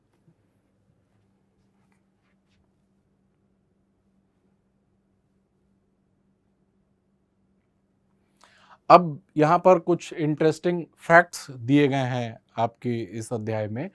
ब्राजील के उष्ण कटिबंधीय सदाबहार वन इतने विशाल हैं कि ये पृथ्वी के फेफड़े की तरह प्रतीत होते हैं। जो ब्राजील में अमेजन के वर्षा वन है, वहाँ पर अमेजन नदी बहती है। तो अमेजन नदी की बेसिन का जो क्षेत्र है वहाँ पर उष्ण कटिबंधीय वर्षा वन पाए जाते हैं या उष्ण कटिबंधीय सदाबहार वन पाए जाते हैं, और वो काफ़ी विशाल क्षेत्र में फैले हुए हैं। तो उन्हें पृथ्वी के फेफड़े कहा जाता है प्रतीकात्मक रूप से। उसके अलावा एक जानकारी और दी गई है, एनाकोंडा। एनाकोंडा का मतलब होता है अजगर। ये विश्व का सबसे बड़ा सांप है। ये उष्ण कटिबंधीय वर्षा वन में पाया जाता है। ये मगर जैसे बड़े जानवर को मारकर खा सकता है। मगर का मतलब मगरमच्छ। ये जो एनाकोंडा होता है अजगर, भारत में भी कुछ क्षेत्रों में पाया जाता है। जो उष्ण कटिबंधीय वर्षा वन के क्षेत्र हैं उनमें पाया जाता है, भारत में भी। तो ये बहुत बड़े आकार का सांप होता है और ये बहुत ही सुस्त प्रकार का सांप होता है। तो ये किसी बड़ी शिकार को एक बार पकड़ लेता है और उससे लंबे समय तक आहार प्राप्त करता रहता है। तो मान लीजिए मगरमच्छ अगर उसे मिल गया तो वह मगरमच्छ को भी दबोच लेता है और मार के उसे खा लेता है। ये इंटरेस्टिंग फैक्ट्स दिए गए थे आपकी इस किताब के इस अध्याय में, उनकी भी चर्चा हमने यहाँ पर कर ली। अब जो 7वां अध्याय है वह है मानवीय पर्यावरण, बस्तियां, परिवहन एवं संचार। इसके बारे में भी हम लोग पढ़ लेते हैं। मानवीय पर्यावरण, बस्तियां, परिवहन एवं संचार। हम लोग पहले ये समझ लेते हैं कि जब सभ्यता की शुरुआत हुई या हम लोग इतिहास के कुछ पिछले कालखंड में जाएं, तब हम देखेंगे कि मनुष्य क्या करता था। पेड़ों पर रहता था, गुफाओं में रहता था, कंदमूल फल खाता था, और उसका जो जीवन था वह कबीलाई प्रकार का था, वह बहुत ही असभ्य प्रकार का था। जैसे जैसे प्रौद्योगिकी विकसित होती गई तो मनुष्य ने क्या किया, खेती करना शुरू किया, उत्पादन बढ़ने लगा, उसका भोजन का जो स्वरूप था वह भी बदलने लगा। फिर उसने क्या किया, वृक्षों से उतरा, गुफा से बाहर निकला और उसने बस्तियां बनाना या घर बनाना शुरू कर दिया। तो इस प्रकार से जैसे जैसे सभ्यता विकसित होती गई वैसे वैसे मनुष्य सभ्य होता चला गया और उसके रहन सहन का ढंग बदलता चला गया। आरंभ में या इतिहास की शुरुआत में देखें तो जो सभ्यताओं का विकास हुआ, जो बस्तियों का विकास हुआ, वह नदी घाटियों के समीप हुआ। उसका कारण ये था कि नदी घाटियों के समीप जल उपलब्ध था और नदी घाटियों के समीप की जो भूमि थी वह बहुत अधिक उपजाऊ थी। तो भूमि के उपजाऊ होने के चलते और जल की उपलब्धता के चलते जो सभ्यताएं विकसित हुईं वे नदी घाटियों के समीप ही विकसित हुईं। चाहे भारत के संदर्भ में ले लें, सिंधु घाटी सभ्यता हो या मेसोपोटामिया की सभ्यता हो गई, वह दजला फरात नदियों की घाटी में विकसित हुई, या जो मिस्र की सभ्यता है वह नील नदी की घाटी के क्षेत्र में विकसित हुई। तो इस प्रकार से हम देखेंगे कि शुरुआत में जो मनुष्य वृक्षों में रहता था, गुफाओं में रहता था, वह जैसे जैसे सभ्य होता चला गया और जैसे जैसे सभ्यता विकसित होती गई, जैसे जैसे प्रौद्योगिकी का विकास होता चला गया, वैसे वैसे उसके रहन सहन का तरीका भी बदलता चला गया। वर्तमान समय में सभ्यता इतनी विकसित हो गई है कि मनुष्य स्थायी बस्तियों में रहने लगा है। पहले जो बस्तियां बनती थीं वे अस्थायी प्रकार की बनती थीं, कच्ची घास फूस की झोपड़ी वगैरह बना के लोग रहते थे। लेकिन फिर से वही बात आ जाती है कि टेक्नोलॉजी जैसे जैसे डेवलप हुई वैसे वैसे घर बनाने की सामग्री में भी बदलाव आता चला गया। अब क्या हो गया है, परमानेंट सेटलमेंट्स बनना शुरू हो गए, स्थायी बस्तियां बननी शुरू हो गई हैं और इस प्रकार से सभ्यता विकसित होती चली गई है। तो यहाँ पर हम लोग बस्तियों के बारे में पहले पढ़ेंगे। अब देखिए लिखा है बस्तियाँ, बस्तियों के लिए जो इंग्लिश वर्ड है उसे कहा जाता है सेटलमेंट्स। बस्तियाँ वे स्थान हैं जहाँ लोग अपने लिए घर बनाते हैं। जैसे किसी क्षेत्र में मान लीजिए घर बने हुए हैं तो हम क्या कहते हैं कि वहाँ पर एक बस्ती है। बस्ती है का मतलब है कि वहाँ लोग घर बनाकर रहते हैं। बस्तियाँ स्थायी हो सकती हैं और अस्थायी भी हो सकती हैं, टेम्पररी हो सकती हैं या परमानेंट हो सकती हैं। जो टेम्पररी या जो अस्थायी बस्तियां होती हैं वे कुछ समय के लिए बनाई जाती हैं और जो स्थायी या परमानेंट सेटलमेंट्स होते हैं वे स्थायी रूप से वहाँ लोग रहने के लिए बनाते हैं। जैसे मान लीजिए किसी जगह पर सड़क के किनारे काम चल रहा है, कोई सड़क बन रही है या कोई फैक्ट्री बन रही है, तो वहाँ पर क्या होता है कि जो मजदूर होते हैं वे झोपड़ी वगैरह बना के रहने का अपने लिए टेम्पररी तौर पर अरेंजमेंट कर लेते हैं। उसको कहा जाएगा अस्थाई बस्ती। अस्थाई बस्ती का मतलब है कि ऐसी बस्ती जो कुछ समय के लिए बना ली गई है और उसका उद्देश्य पूरा हो जाने के बाद उसे उजाड़ दिया जाएगा, उसे कहा जाता है अस्थाई बस्ती। और जहाँ पर लोग अपने लिए स्थायी रूप से घर बनाकर रहते हैं उसे कहा जाता है स्थायी बस्ती या परमानेंट सेटलमेंट। बस्तियां स्थायी या अस्थायी हो सकती हैं। जो बस्तियां कुछ समय के लिए बनाई जाती हैं उन्हें अस्थायी बस्तियां कह देते हैं। जैसे मैंने उदाहरण दिया कि मान लीजिए कोई फैक्ट्री बन रही है, कोई बहुत बड़ी फैक्ट्री बन रही है और वहाँ पर हजारों की संख्या में मजदूरों की आवश्यकता है। तो वे मजदूर क्या करते हैं, उसी फैक्ट्री की जो खाली ज़मीन पड़ी होती है उसी में ईंटें वगैरह लगा के टेम्परेरी तौर पर कुछ सेटलमेंट्स या कुछ बस्तियां बना लेते हैं। तो जब फैक्ट्री बन जाती है, उन मजदूरों का काम खत्म हो जाता है, वो लोग उन बस्तियों को छोड़कर उजाड़ कर चले जाते हैं। तो जो बस्तियां कुछ समय के लिए बनाई जाती हैं उन्हें कहा जाता है अस्थायी बस्तियां, और जो बस्तियां स्थायी रूप से बनाई जाती हैं, जैसे मान लीजिए दिल्ली शहर के किसी एरिया में किसी व्यक्ति ने ज़मीन खरीद कर वहाँ अपना मकान बनवाया, तो वो मकान बनवा कर वहाँ परमानेंट रह रहा है। तो इस प्रकार की जो बस्तियाँ होती हैं वे परमानेंट सेटलमेंट या स्थायी बस्तियाँ होती हैं। यहाँ पर जो आप लोगों को ये इमेज दिख रही है इसके बारे में इंटरेस्टिंग बात बता दूं कि ये इमेज मुंबई की है। इस इमेज में एशिया की सबसे बड़ी गंदी बस्ती धारावी, ये धारावी बस्ती दिख रही है और एक तरफ हाई प्रोफाइल लोगों की बस्ती दिख रही है। तो ये इमेज है तो प्रतीकात्मक बस्ती को दिखाने के लिए, लेकिन ये एक बड़ा संदेश भी देती है कि भारत में किस स्तर की विषमता है, कि एक क्षेत्र में ही एक वर्ग ऐसा है जो धनाढ्य वर्ग है, जहाँ पर बहुत अधिक संपन्नता है, बड़े-बड़े फ़िल्म स्टार, बड़े-बड़े इंडस्ट्रियलिस्ट या बड़े बिज़नेसमैन वो लोग रहते हैं, और एक तरफ समाज का एक बहुत ही अभावग्रस्त और वंचित वर्ग रहता है। और ये जो बस्ती है धारावी, ये एशिया की सबसे बड़ी गंदी बस्ती है, सबसे बड़ा स्लम एरिया है एशिया का। तो प्रतीकात्मक रूप से ये इमेज ली गई थी बस्तियों को समझाने के लिए, तो ये सामने दिख गई, तो फिर मैंने आप लोगों से इसके बारे में चर्चा की। कई फ़िल्में भी इस धारावी में शूट हो चुकी हैं। अब यहाँ पर एक स्लाइड पर कुछ जानकारी दी गई है बसाव स्थान के बारे में या साइट के बारे में। वे स्थान जहाँ भवन अथवा बस्तियां विकसित होती हैं उसे बसाव स्थान या बसाव स्थल कह देते हैं। अब आदर्श बसाव स्थल के चयन के लिए प्राकृतिक दशाएं कौन कौन सी होती हैं, ऐसी कौन कौन सी प्राकृतिक दशाएं होनी चाहिए जो बस्ती के बसाने के लिए अनुकूल होती हैं।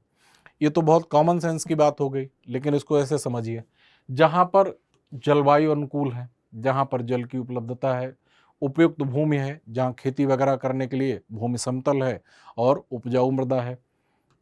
तो ऐसे क्षेत्र जहाँ होते हैं वहाँ पर लोग रहना ज़्यादा पसंद करते हैं। अब आप सोचिए कि मान लीजिए किसी क्षेत्र में रेगिस्तानी क्षेत्र है, तापमान बहुत अधिक रहता है, न दिन में ठीक से आप रह पाते हैं, न रात में नींद आती है। और रेगिस्तानी क्षेत्र है तो वहाँ पर पानी की भी कमी है, वहाँ की जो मिट्टी है वह अनउर्वर है, वह उपजाऊ नहीं है बहुत ज़्यादा, तो आदमी वहाँ क्यों रहेगा जाके। और एक क्षेत्र वह है जहाँ पर समतल है, मिट्टी जलोढ़ है या उपजाऊ मिट्टी पाई जाती है, जल प्रचुर मात्रा में उपलब्ध है, तो आदमी ऐसी जगह पर रहेगा जाकर जहाँ ये सुविधाएं सारी उपलब्ध हों। तो ये तो रही प्राकृतिक दशाओं के बारे में। इसके अलावा अगर हम कुछ अन्य प्राकृतिक से अलग हट के कुछ अन्य दशाओं के बारे में सोचें, तो जैसे मान लीजिए किसी क्षेत्र में शिक्षा के लिए अनुकूल परिस्थितियां हैं। किसी को अगर मान लीजिए मेडिकल की पढ़ाई करनी है, इंजीनियरिंग की पढ़ाई करनी है या मैनेजमेंट की पढ़ाई करनी है या कोई अन्य उच्च शिक्षा प्राप्त करनी है, तो व्यक्ति उस स्थान पर रहेगा। इसके अलावा स्कूली शिक्षा कहाँ पर ज़्यादा अच्छी प्राप्त हो सकती है, रोजगार के अवसर ज़्यादा कहाँ हैं, इंडस्ट्री ज़्यादा कहाँ है, बिजनेस के लिए ज़्यादा अनुकूल परिस्थितियाँ कहाँ हैं, तो इन सारी चीज़ों से भी किसी स्थान का चयन करने में सुविधा होती है। और कोई भी व्यक्ति अपने बसाव स्थान का चयन करने में इन सब कारकों का ध्यान रखता है। बस्तियों के दो विभिन्न प्रकार हैं। अब यहाँ पर बस्तियों के प्रकारों के बारे में जानकारी दी गई है।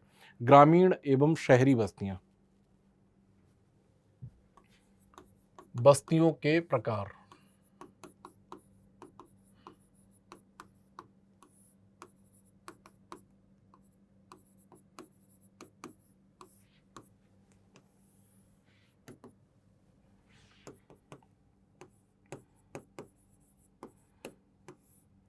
ग्रामीण बस्ती, इंग्लिश में कहते हैं रूरल सेटलमेंट्स।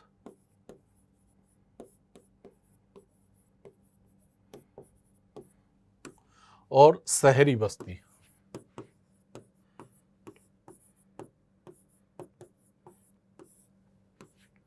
इंग्लिश में कहते हैं अर्बन सेटलमेंट्स।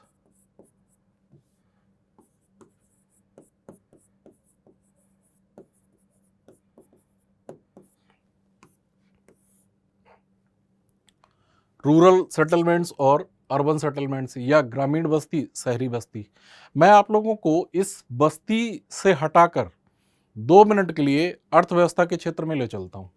उससे हमें ग्रामीण और शहरी बस्ती को समझना थोड़ा सा आसान हो जाएगा।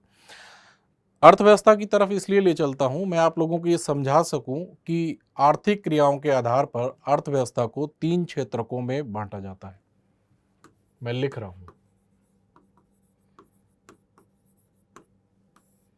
अर्थव्यवस्था के क्षेत्रक। एक हो गया प्राथमिक क्षेत्रक,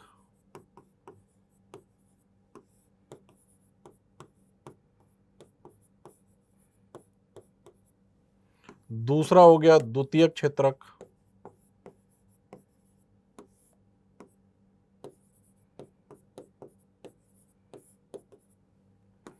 और तीसरा तृतीयक क्षेत्रक।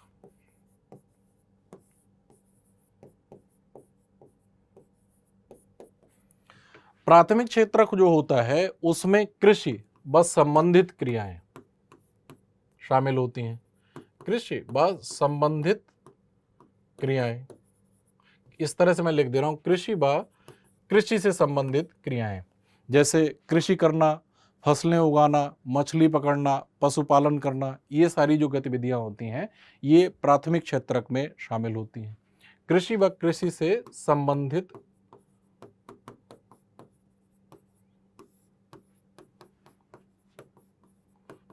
गतिविधियां या क्रियाएं।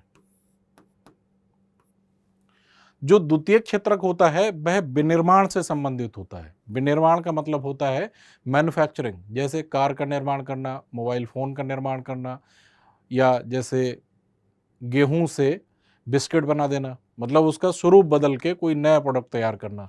तो ये हो गया विनिर्माण, मैन्युफैक्चरिंग से संबंधित होता है द्वितीय क्रियाएं। और जो तृतीय क्षेत्रक होता है वह सेवा से क्षेत्र संबंधित होता है।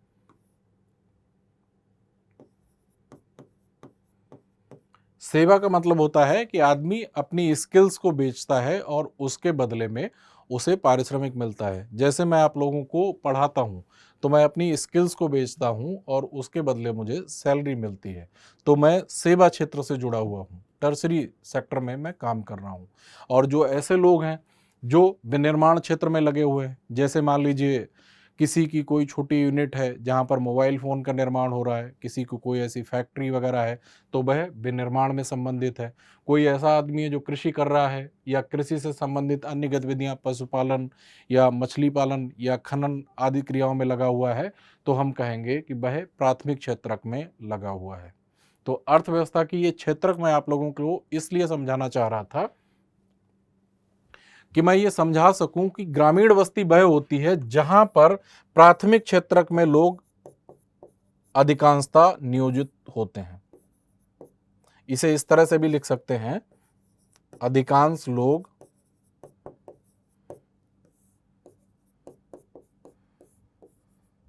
अर्थव्यवस्था के प्राथमिक क्षेत्र में नियोजित होते हैं या लगे होते हैं। इसका मतलब ये हो गया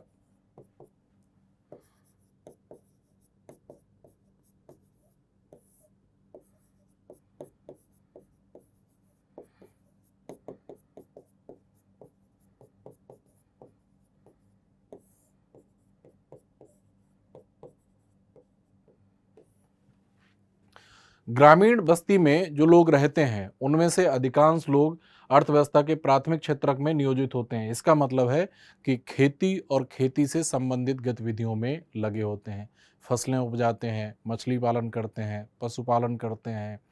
इस तरीके की गतिविधियों में लगे हुए लोगों की संख्या ग्रामीण बस्ती में अधिक होती है। और जो शहरी बस्ती होती है उसमें ऐसे लोग होते हैं जो द्वितीयक, इस तरह से मैं लिख दे रहा हूं, अधिकांश लोग अर्थव्यवस्था के द्वितीयक व तृतीयक क्षेत्रक में नियोजित होते हैं, अर्थात विनिर्माण और सेवा क्षेत्र में लगे होते हैं। द्वितीयक व तृतीयक क्षेत्रक में लगे होते हैं।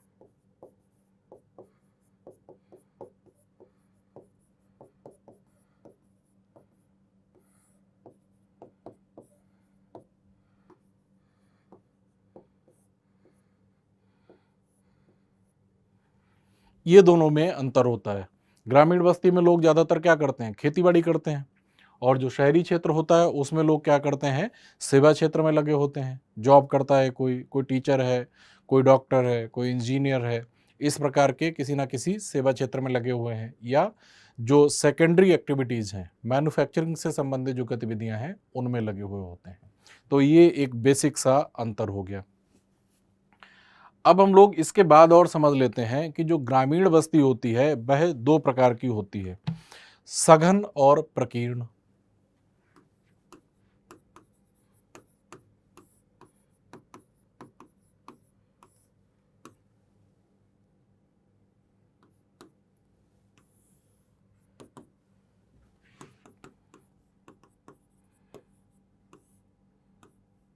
सघन ग्रामीण बस्ती और प्रकीर्ण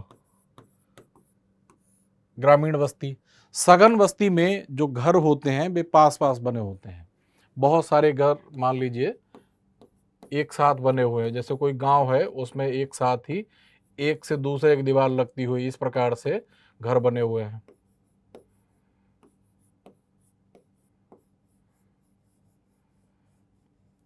ये सघन बस्ती हो गई।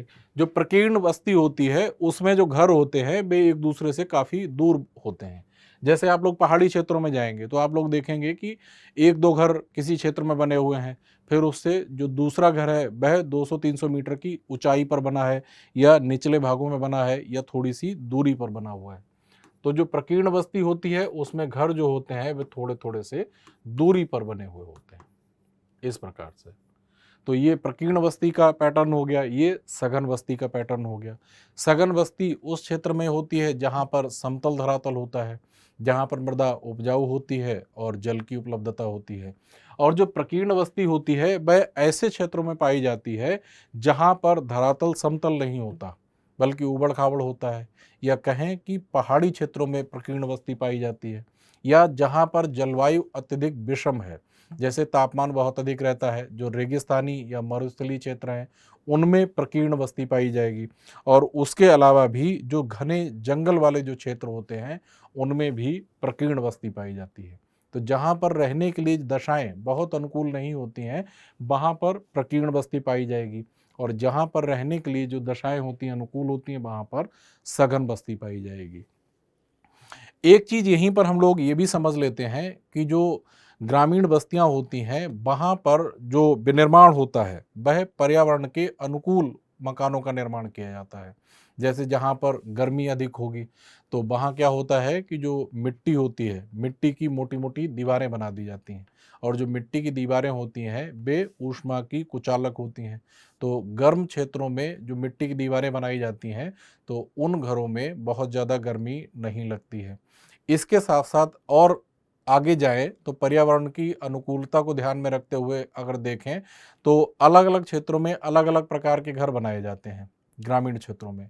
और वैसे तो ये सभी प्रकार की बस्तियों में लागू होता है, लेकिन ग्रामीण क्षेत्रों में विशेष रूप से लागू होता है। जैसे ऐसे ग्रामीण क्षेत्र जिनमें जल जमा हो जाता है, वर्षा होती है बहुत ज़्यादा और वहाँ पर जल जमाव की समस्या हो जाती है, तो वहाँ पर जो घर बनाए जाते हैं या जो रहने के लिए आवास बनाया जाता है वह एक ऊंचे प्लेटफॉर्म पे बनाया जाता है। और इसके अलावा जिन क्षेत्रों में ओले वगैरह गिरते हैं, वर्षा बहुत ज़्यादा होती है या बर्फ़ गिरती है, तो उन क्षेत्रों में जो घर बनाए जाते हैं उनकी छत इस प्रकार से ढाल वाली होती है। तो जब भी मान लीजिए अगर बर्फ़ वगैरह गिरती भी है तो वह बर्फ़ रुकी नहीं रहती है, बल्कि वह जो बर्फ़ होती है वह इस ढाल के सहारे नीचे की ओर गिर जाती है। अगर मान लीजिए ऐसे क्षेत्रों में जहाँ पर बर्फ़ बहुत ज़्यादा गिरती है, अगर वहाँ समतल अगर छत बना दी जाए तो जो बर्फ़ गिरेगी वह इस पर बहुत लंबे समय तक रुकी रहेगी। इससे वहाँ रहना मुश्किल हो जाएगा। तो इस प्रकार से पर्यावरण के अनुकूल ग्रामीण बस्तियों में निर्माण सामग्री इस्तेमाल की जाती है।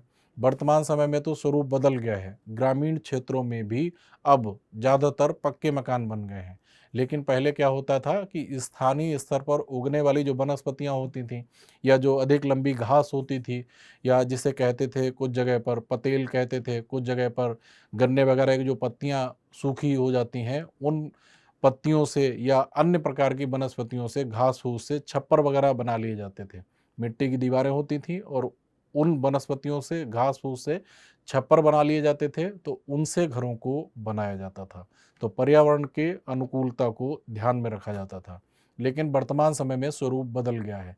अब गांव के जो क्षेत्र हैं वहाँ भी आप लोगों को पक्के मकान और एसी खूब आराम से देखने को मिल जाएगा। अब ग्रामीण क्षेत्रों में भी जैसे जैसे पर कैपिटा इनकम बढ़ रही है, जैसे जैसे प्रति व्यक्ति आय बढ़ रही है, वैसे वैसे बड़ी बड़ी कोठियाँ आपको देखने को मिल जाएंगी, और उन कोठियों में एसी वगैरह लगे हुए देखने को मिल जाएंगे। तो ये तो ग्रामीण बस्ती के बारे में अभी हम लोग चर्चा कर रहे थे। अब हम लोग शहरी बस्ती के बारे में भी कुछ चर्चा कर लेते हैं। शहरी बस्ती दो प्रकार की होती है। एक होता है कस्बा या नगर भी कह देते हैं, ये जो कस्बा या जो नगर होता है वह छोटी बस्ती होती है, कम जनसंख्या तुलनात्मक रूप से रहती है, छोटी बस्ती है। और दूसरा होता है शहर।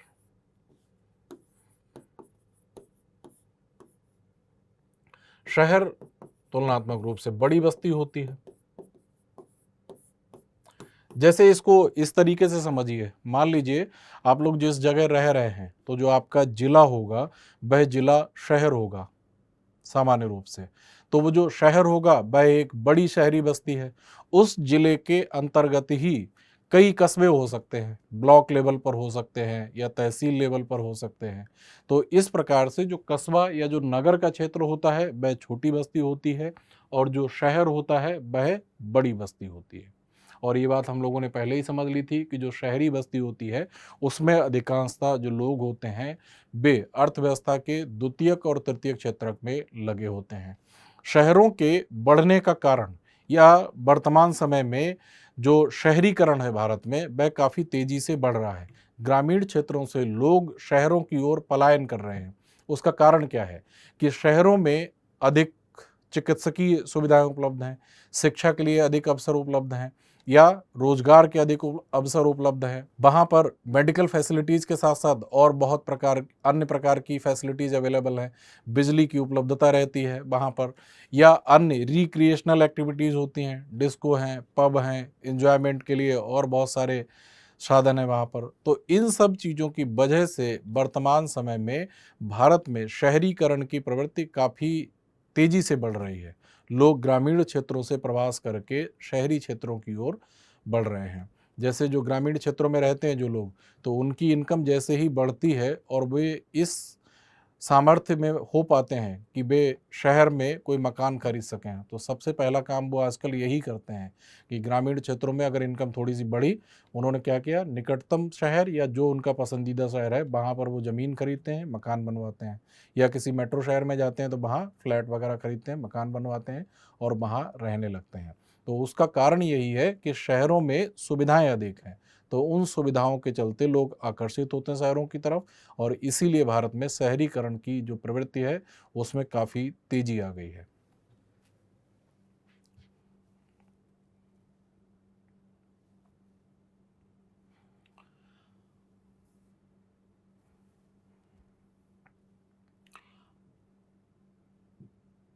अब हम लोग समझ लेते हैं परिवहन के बारे में। परिवहन का मतलब है ट्रांसपोर्ट। लोगों एवं सामान के आवागमन के जो साधन होते हैं उन्हें कहा जाता है परिवहन या ट्रांसपोर्ट। परिवहन के चार मुख्य साधन, वर्तमान समय में परिवहन के जो चार मुख्य साधन हैं, सड़क मार्ग, रेल मार्ग, जल मार्ग एवं वायु मार्ग हैं। तो वर्तमान समय में तो विज्ञान ने प्रौद्योगिकी के स्तर पर काफ़ी प्रगति कर ली है। तो आप चाहें आपको भारत में दिल्ली से अमेरिका के किसी शहर जाना हो, या आपको रूस के किसी शहर जाना हो, या किसी अन्य क्षेत्र में जाना हो, तो आप हवाई जहाज़ से बहुत जल्दी पहुंच जाते हैं। लेकिन अगर हम लोग थोड़ा-सा पीछे के संदर्भ में देखें या इतिहास में थोड़ा पीछे जाएँ, तब हम ये समझेंगे कि जो परिवहन होता था, वह पैदल होता था। लोगों को एक जगह से दूसरी जगह तक जाना होता था, तब लोग पैदल जाते थे, और जो सामान की जो ढुलाई होती थी, वह पशुओं के माध्यम से होती थी। पशुओं के माध्यम से ढुलाई जो होती है, वह वर्तमान समय में भी होती है। विश्व के अनेक क्षेत्रों में होती है। भारत में भी होती है। भारत में भी गधे, बैल, ऊँट, खच्चर, घोड़े इत्यादि का प्रयोग किया जाता है सामान की ढुलाई के लिए और परिवहन के लिए। तो प्राचीन समय में जब वैज्ञानिक प्रगति बहुत अधिक नहीं हुई थी, तब ये सारे साधन सड़क मार्ग, रेल मार्ग, जल मार्ग और वायु मार्ग इत्यादि नहीं थे। लेकिन वर्तमान समय में वैज्ञानिक प्रगति के चलते ये सारी सुविधाएं उपलब्ध हैं, और परिवहन के इतने द्रुत साधन, इतने तीव्र साधन उपलब्ध हैं कि हजारों किलोमीटर की दूरी को भी बहुत ही कम समय में तय किया जा सकता है। अब हम लोग परिवहन के इन साधनों के बारे में एक-एक करके समझेंगे। सड़क मार्ग। सड़क मार्ग के बारे में आप लोगों को कुछ बताने की ज़रूरत ही नहीं है, क्योंकि आपको अपने घर से चाहे ऑफिस जाना हो, आप अगर किसी शहर में रहते हैं या पड़ोस में ही आपका स्कूल है तो स्कूल जाना हो तो आप सड़क से ही जाते हैं। एक गांव से दूसरे गांव में जाना है तब भी सड़क से जाते हैं। तो जो कम दूरी के यातायात किए जाते हैं, तो कम दूरी के यातायात के लिए परिवहन का जो सबसे प्रमुख साधन है वह सड़क ही है। सड़कें पक्की भी हो सकती हैं, सड़कें कच्ची हो सकती हैं। पक्की सड़कों का मतलब है कि वे सड़कें इस प्रकार के मटेरियल से बनाई गई हैं कि वे बारहमासी परिवहन के लिए अनुकूल हैं। उन्हें कंक्रीट से, सीमेंट से या चारकोल वगैरह से, पत्थर वगैरह से बनाया गया है। जो कच्ची सड़कें होती हैं वे मिट्टी की बनी हुई होती हैं और वे बारहमासी नहीं होती हैं, क्योंकि जब वर्षा होती है तो वहाँ पानी भर जाता है, कीचड़ हो जाता है, तो वहाँ से वर्षा के मौसम में परिवहन नहीं हो सकता। वहाँ से आप अपनी बाइक, कार वगैरह लेके नहीं निकल सकते हैं। हालांकि अब वर्तमान समय में काफ़ी सुधार आया है। कच्ची सड़कों का जो अनुपात है वह पूरे विश्व में ही काफ़ी कम रह गया है। जो विकसित देश हैं उनमें तो काफ़ी उन्नत अवस्था में हैं ही सड़कें, लेकिन भारत जैसे विकासशील देशों में भी अब कच्ची सड़कों का अनुपात काफ़ी कम हो गया है। भारत में जो भारत के पूर्व प्रधानमंत्री थे श्री अटल बिहारी वाजपेयी, उनके द्वारा प्रधानमंत्री ग्राम सड़क योजना शुरू की गई थी। तो उस योजना के माध्यम से ग्रामीण क्षेत्रों में जो कच्ची सड़कें थीं उनको बारहमासी पक्की सड़कों के रूप में बदल दिया गया है। तो भारत जैसे देशों में भी, जो विकासशील देश हैं, उनमें भी अब कच्ची सड़कों का अनुपात काफ़ी कम रह गया है। भूमिगत सड़कों को भूमिगत मार्ग कहते हैं। भूमिगत सड़कों का मतलब होता है कि गहराई में जाके कोई अगर सड़क बना दी गई, उसे कहा जाता है सबवे। इसको ऐसे समझिए, जैसे मान लीजिए ये कोई सड़क जा रही है और यहाँ से लोगों को इस तरफ जाना है। ये जो सड़क जा रही है वहाँ भी ट्रैफिक काफ़ी ज़्यादा रहता है और यहाँ से लोगों को इधर निकलना है तो वह भी ट्रैफिक काफ़ी ज़्यादा रहता है। इस वजह से काफ़ी अव्यवस्था हो जाती है। तो क्या किया गया कि इस क्षेत्र में एक सबवे बना दिया गया। जैसे मान लीजिए इस प्रकार से एक सड़क बनाई गई और इस सड़क के नीचे वाले भाग में यहाँ पर खुदाई करके गहरे भाग में इस तरीके से यहाँ तक एक सबवे बना दिया गया निचले भाग में। तो इधर से जिसे जाना होता है वह क्या होता है, निचले भाग से होकर और इधर से इधर निकल जाता है और ऊपर की साइड से यहाँ से गाड़ियाँ वगैरह इधर निकल जाती हैं। तो जो गहरे भागों से होकर जो सड़क बनाई जाती है उसे कहा जाता है सबवे। और इसके अलावा जो फ्लाईओवर होते हैं वे ऊपर उठी हुई संरचनाएं होती हैं। जैसे मान लेते हैं कि किसी क्षेत्र में बस्ती है, सेटलमेंट्स हैं, मकान बने हुए हैं, काफ़ी एरिया में कोई शहर है, कोई कस्बा है।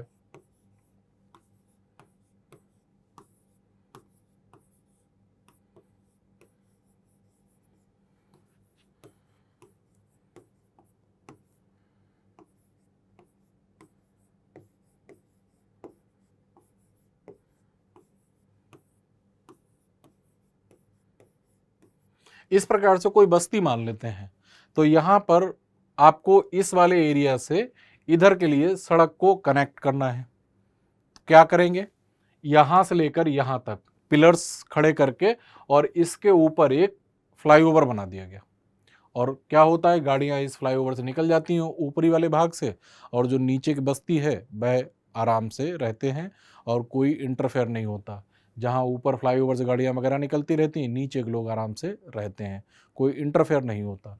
तो जो इस प्रकार से ऊपर की ओर उठा के जो सड़कें बनाई जाती हैं उन्हें कहा जाता है फ्लाईओवर या उत्थित संरचनाएं। तो ये जो ऊपर जो सड़कें बनाई जाती हैं उनको कहा जाता है फ्लाईओवर।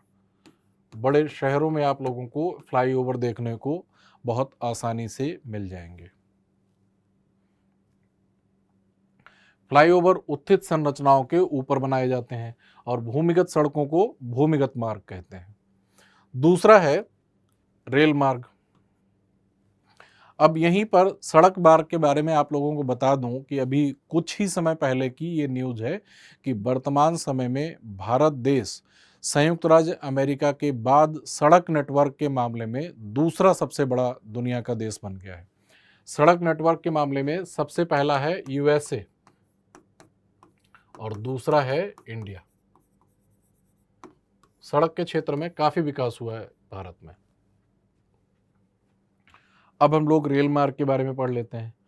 रेल मार्ग के द्वारा तीव्रता से एवं कम खर्च में लोगों का आवागमन एवं भारी सामान को ढोने का कार्य होता है। ये बात बहुत आसानी से समझी जा सकती है। कोई बड़ा गुड्स है, जैसे मान लीजिए कोयले का ट्रांसपोर्टेशन करना है या पेट्रोलियम का ट्रांसपोर्टेशन करना है, भारी मशीनरी का अगर आप लोगों को परिवहन करना है या लंबी दूरी तक परिवहन करना है, तो उसका सबसे अच्छा साधन रेलवे है। भारतीय रेल मार्गों का जाल भली भांति विकसित है और ये एशिया में तीसरा सबसे बड़ा है। इस बात को इस तरह से समझ लीजिए कि पूरे विश्व में अगर देखें रेल मार्ग के बारे में, सबसे बड़ा जो रेलवे नेटवर्क है भाई यूएसए का है। आप लोग कंफ्यूज हो सकते हैं, मैं यहां पर लिख दे रहा हूं।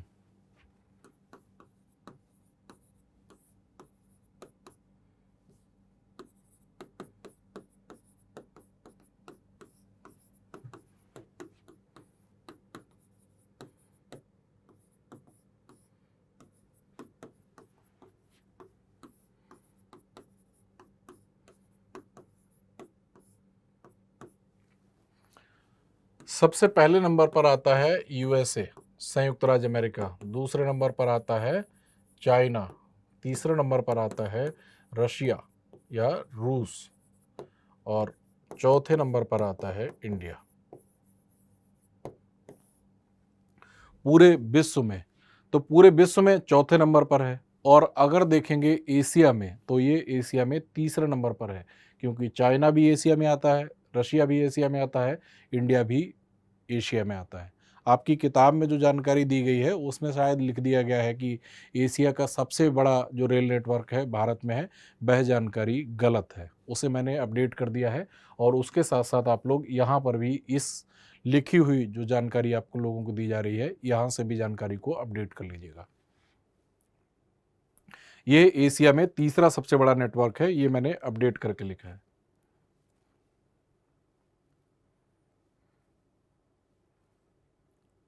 जलमार्ग। जलमार्ग का मतलब होता है कि नदियों के माध्यम से या समुद्री मार्ग से जलयानों के माध्यम से जो ट्रांसपोर्टेशन होता है, उसे ही कहा जाता है जलमार्ग से होने वाला परिवहन। जलमार्ग से जो परिवहन होता है वह दो प्रकार का होता है। एक तो किसी देश की सीमाओं के भीतर आंतरिक भाग में, और दूसरा होता है एक देश से दूसरे देश के बीच अंतर्राष्ट्रीय जलमार्ग परिवहन। जैसे भारत में कई जलमार्ग ऐसे हैं जिनमें भारत के ही एक क्षेत्र से दूसरे क्षेत्र के बीच में जलमार्ग से परिवहन होता है। जैसे भारत का जो राष्ट्रीय जलमार्ग संख्या 1 है, वह इलाहाबाद से लेकर हल्दिया के बीच है और वर्तमान समय में इलाहाबाद का नाम बदलकर प्रयागराज कर दिया गया है। तो भारत का जो राष्ट्रीय जलमार्ग संख्या 1 है, वह उत्तर प्रदेश के प्रयागराज से लेकर और वेस्ट बंगाल में हल्दिया तक जाता है और गंगा नदी पर है। तो ये जो दो स्थान हैं, प्रयागराज और हल्दिया, ये भारत के ही दोनों स्थान हैं। तो आंतरिक जो जलमार्ग से परिवहन होता है वह एक देश के ही भीतर होता है, और जो अंतर्राष्ट्रीय परिवहन होता है वह समुद्रों के माध्यम से एक देश से दूसरे देश के बीच में होता है। जैसे अंतर्राष्ट्रीय परिवहन के अगर उदाहरण को समझें, तो भारत के एक मुंबई बंदरगाह से मान लीजिए एक जहाज जाता है जो किसी न्यूयॉर्क के पोर्ट पर जाता है, या मान लेते हैं सिंगापुर के लिए जाता है, तो भारत के द्वारा संयुक्त राज्य अमेरिका के न्यूयॉर्क पत्तन पर या भारत से कोई दूसरा जो जहाज है वह सिंगापुर तक जाता है। तो भारत से किसी दूसरे देश के बीच में जो परिवहन हो गया, वह परिवहन कहा जाएगा अंतर्राष्ट्रीय जलमार्ग परिवहन। अधिक दूरी में भारी एवं बड़े आकार वाले सामानों को ढोने के लिए जलमार्ग सबसे सस्ता साधन होता है। भारत में जो अंतर्राष्ट्रीय व्यापार होता है, जो वजन के हिसाब से, उसका अधिकांश भाग समुद्री मार्ग से ही होता है। जो बड़े आकार की मशीनरी है वह एक्सपोर्ट करनी है या इंपोर्ट करनी है, पेट्रोलियम को एक्सपोर्ट करना है या इंपोर्ट करना है, चाहे भारत से दूसरे देश को भेजना है या दूसरे देश से मंगवाना है, तो वह सारा जो भारी जो पदार्थ होते हैं, स्थूल पदार्थ, उनको जलमार्ग के माध्यम से ही मंगाया जाता है या भेजा जाता है। मान लीजिए भारत से टाटा की कुछ गाड़ियाँ या कुछ कारें यूरोपियन कंट्रीज़ में बेची जाती हैं, तो उन सब कारों को जहाज़ में लाद के और वहाँ भेजा जाता है। या मान लीजिए किसी अन्य देश से कोई भारी मशीनरी मंगवानी है या पेट्रोलियम इंपोर्ट करना है, पेट्रोलियम का आयात करना है, तो वह आयात समुद्री मार्ग से ही या जल मार्ग से ही होता है। ये मुख्यतः दो प्रकार के होते हैं, अंतर्देशीय जलमार्ग एवं समुद्री मार्ग। अंतर्देशीय का मतलब वही हो गया जो मैंने अभी बताया था कि देश की सीमाओं के भीतर। तो जब देश की सीमाओं के भीतर होगा उसे कहेंगे आंतरिक जलमार्ग परिवहन या अंतर्देशीय जलमार्ग परिवहन। और समुद्री मार्ग का मतलब हो गया कि समुद्रों के माध्यम से एक देश से दूसरे देश के बीच होने वाला अंतर्राष्ट्रीय जलमार्ग परिवहन।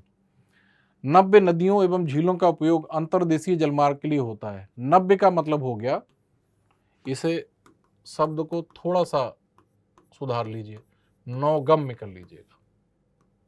नौगम्य, नव्य शब्द नए के संदर्भ में भी प्रयोग किया जाता है। एनसीईआरटी ने ये यहाँ पर जो लिखा है वह नौगम्य के संदर्भ में लिखा है कि जिनसे होकर जहाज वगैरह गुजर सकें। नौगम्य नदियों एवं झीलों का उपयोग अंतर्देशीय जलमार्ग के लिए होता है। अगर विश्व के कुछ महत्वपूर्ण आंतरिक जलमार्गों की बात की जाए तो गंगा ब्रह्मपुत्र नदी तंत्र, जैसे भारत का अभी मैंने आप लोगों को बताया कि राष्ट्रीय जलमार्ग संख्या 1 है जो प्रयागराज से हल्दिया तक जाता है, वह गंगा नदी पर ही है। भारत का राष्ट्रीय जलमार्ग संख्या जो 2 है वह ब्रह्मपुत्र नदी पर है, सदिया से धुबरी के बीच में। तो भारत में गंगा ब्रह्मपुत्र जो जलमार्ग है वह एक आंतरिक जलमार्ग का एक अच्छा उदाहरण है। उत्तरी अमेरिका में ग्रेट लेक्स, उत्तरी अमेरिका में 5 बड़ी झीलें हैं, सुपीरियर, मिशिगन, ह्यूरन, ईरी और ओंटारियो। उनसे होकर भी देश के एक भाग से दूसरे भाग तक आंतरिक जलमार्ग परिवहन किया जाता है। और अफ्रीका महाद्वीप में नील नदी के माध्यम से भी एक क्षेत्र से दूसरे क्षेत्र के बीच या एक भाग से दूसरे भाग के बीच में जलमार्ग से परिवहन किया जाता है। समुद्री एवं महासागरीय मार्गों का उपयोग सामान्यतः व्यापारिक माल एवं सामान को एक देश से दूसरे देश में पहुंचाने के लिए करते हैं। ये मार्ग पत्तनों से जुड़े हुए होते हैं। इसमें बहुत सारे आप लोगों को जलमार्ग दिखाए गए हैं और बहुत सारे पत्तन दिखाए गए हैं। जैसे ये भारत का क्षेत्र हो गया, भारत का ये मुंबई पत्तन हो गया, ये कोलकाता पत्तन हो गया, ये चेन्नई पत्तन हो गया, ये श्रीलंका का कोलंबो पत्तन हो गया, यहाँ पर सिंगापुर पत्तन हो गया, यहाँ पर न्यूयॉर्क का पत्तन हो गया। अब मान लीजिए मुंबई से मॉरिशस के लिए कोई माल भेजना है तो इस समुद्री या हिंद महासागर से होकर ही हो जाएगा, तो इसे कहेंगे अंतर्राष्ट्रीय जल परिवहन। भारत से मान लीजिए कोई जहाज जाता है न्यूयॉर्क तक या भारत से कोई जहाज जाता है सिंगापुर तक, तो इसे कहेंगे अंतर्राष्ट्रीय जलमार्ग परिवहन। और देश की सीमाओं के भीतर या देश के ही सीमाओं के भीतर एक स्थान से दूसरे स्थान के बीच में अगर जलमार्ग से परिवहन होता है तो उसे कहा जाएगा आंतरिक जलमार्ग से परिवहन। तो इस वाले जो मानचित्र को आप लोग देख रहे हैं तो इस मानचित्र में विश्व के प्रमुख जो बड़े बड़े पत्तन हैं, बंदरगाह हैं, उनको दिखाया गया है और जलमार्गों को दिखाया गया है। वायुमार्ग, वायुमार्ग की जो शुरुआत हुई है वह 20वीं शताब्दी की शुरुआत में हुई है। 20वीं शताब्दी का मतलब हो गया है कि जो 1900 साल का जो समय आ जाता है। जैसे भारत में अगर देखें तो भारत में 1911 के आसपास का जो समय था तब पहली फ्लाइट इलाहाबाद से नैनी के बीच में उड़ी थी। तो 1900 के बाद की जो सन आएगी 1905, 1906 या 1910, इस प्रकार से जो 20वीं सदी का जो शुरुआती टाइम था उस समय में ही वायुमार्ग का या वायुमार्ग से होने वाले परिवहन का शुरुआत हुई थी उसी समय से। 20वीं सदी के आरंभ में विकसित ये परिवहन का सबसे तीव्र मार्ग है। अगर मान लीजिए कोई लंबी दूरी आपको तय करनी है, मान लीजिए भारत से आपको जाना है संयुक्त राज्य अमेरिका के शहर न्यूयॉर्क, तो उसका सबसे कम समय में पहुंचने का तरीका वर्तमान समय में वायुमार्ग ही है। तो जो वायुमार्ग है वह सबसे परिवहन का सबसे महंगा साधन भी है, सबसे तीव्र साधन भी वायु मार्ग ही है। और एक बात आप लोगों को बता दूं कि जो वायु मार्ग से परिवहन होता है वह परिवहन का सबसे सुरक्षित साधन भी माना जाता है। ईंधन की लागत अधिक होने के कारण ये सर्वाधिक महंगा साधन है। सर्वाधिक महंगा तो है, लेकिन ये ऐसे क्षेत्रों में भी इस साधन से परिवहन किया जा सकता है जहां पर सड़कें बनाना मुश्किल है, जहां पर रेल मार्ग बनाना मुश्किल है, या जहां पर मान लीजिए कोई बाढ़ आ गई है, कोई आपदा आ गई है, तो वहां पर राहत सामग्री पहुंचानी है, तो वहां पर वायु मार्ग से ही वह राहत सामग्री त्वरित रूप से पहुंचाई जा सकती है। जैसे मान लीजिए किसी क्षेत्र में बाढ़ आ गई है या भूकंप आ गया है और वह क्षेत्र किसी रिमोट एरिया में है जहाँ पर सड़कें नहीं हैं या जहाँ पर रेल मार्ग नहीं है, मान लेते हैं पहाड़ी एरिया में कोई क्षेत्र है, तो वहाँ पर क्या होगा, हेलीकॉप्टर से ही वहाँ पर दवाइयों के पैकेट, खाने के पैकेट, कपड़े या अन्य राहत सामग्री वहाँ पर तुरंत पहुँचाई जा सकती है। और सबसे अंत में जो टॉपिक है वह हो गया संचार साधन। संचार दूसरों के पास तक सूचना पहुंचाने की प्रक्रिया है। तकनीकी विकास के साथ मानव ने संचार के नए एवं तीव्र साधनों को विकसित कर लिया है और संचार के क्षेत्र में विकास से विश्व में सूचना क्रांति आई है। संचार के संदर्भ में अगर बात की जाए तो कई सारी चीज़ें समझी जा सकती हैं। अगर हम लोग आज से और 20-25 साल पीछे के समय की बात करें, तो अगर मान लीजिए एक ज़िले में ही 2 क्षेत्र हैं, जैसे कोई रिलेटिव हैं, एक ज़िले में ही कोई दूसरे कोने पर रह रहा है और दूसरा कोई व्यक्ति है वह किसी दूसरे क्षेत्र में रह रहा है। उनके बीच भी जो कम्युनिकेशन होता था वह चिट्ठी के माध्यम से होता था, पत्र लिखे जाते थे। पहले एक व्यक्ति पोस्ट कार्ड पे या अंतर्देशीय पत्र पे अपनी बात लिखता था। वह जो पत्र था या चिट्ठी थी वह 3-4-5 दिन में पहुंचती थी। फिर उधर से उस पत्र का जवाब दिया जाता था, तो फिर से उसे आने में 3-4 दिन लग जाते थे। इस प्रकार से कम्युनिकेशन होता था। तो ये तो अभी हम लोग बात कर रहे 20-25 साल पहले की। उससे पहले जो संचार के साधन थे उनमें व्यक्ति खुद जाता था, कोई बात कोई पहुंचानी होती थी तो व्यक्ति को खुद जाना पड़ता था, क्योंकि उस समय डाक व्यवस्था भी नहीं विकसित हुई थी। डाक व्यवस्था तो मध्यकाल में विकसित हुई। लेकिन वर्तमान समय में जो सूचना क्रांति आई है, उस सूचना क्रांति ने संचार के इतने साधन विकसित कर दिए हैं कि दुनिया के किसी भी कोने में कोई भी घटना घटित होती है तो वह विद इन सेकेंड्स आप तक उसकी इंफॉर्मेशन पहुंच जाती है। जैसे मान लीजिए जब इंटरनेट नहीं था तब क्या हुआ करता था कि कोई सूचना आप तक पहुंचने में काफ़ी टाइम लगता था, और उस समय सूचना के जो माध्यम थे वे समाचार पत्र हो गए, रेडियो हो गया, टेलीविज़न वगैरह हो गया, इन सब चीज़ों के माध्यम से पहुंचती थी। और यहीं पर एक बात बता दूं कि जैसे एक सूचना और एक साथ अगर बहुत बड़े समाज के एक बड़े वर्ग तक पहुंच रही है तो उन्हें कहा जाता है जनसंचार के साधन या मास कम्युनिकेशन के साधन। जैसे समाचार पत्र हो गया या रेडियो हो गया, टीवी हो गया, तो इनके माध्यम से जब कोई सूचना बहुत अधिक श्रोताओं तक पहुंचाई जा सकती है तो इसलिए इन्हें कहा जाता है जनसंचार के साधन। तो मैं बात कर रहा था कि वर्तमान समय में जो सूचना क्रांति आई है उससे क्या क्या हो गया है। मैं आपको यहाँ पर पढ़ा रहा हूँ, मैं दिल्ली में स्टूडियो में एक क्लास ले रहा हूँ और आप लोग अपने अपने फ़ोन पर, अपने टैब पर मुझे देख पा रहे हैं, मुझे सुन पा रहे हैं। ये सूचना क्रांति के परिणाम स्वरूप ही संभव हुआ है। इंटरनेट की सुविधाओं के परिणाम स्वरूप ही संभव हुआ है।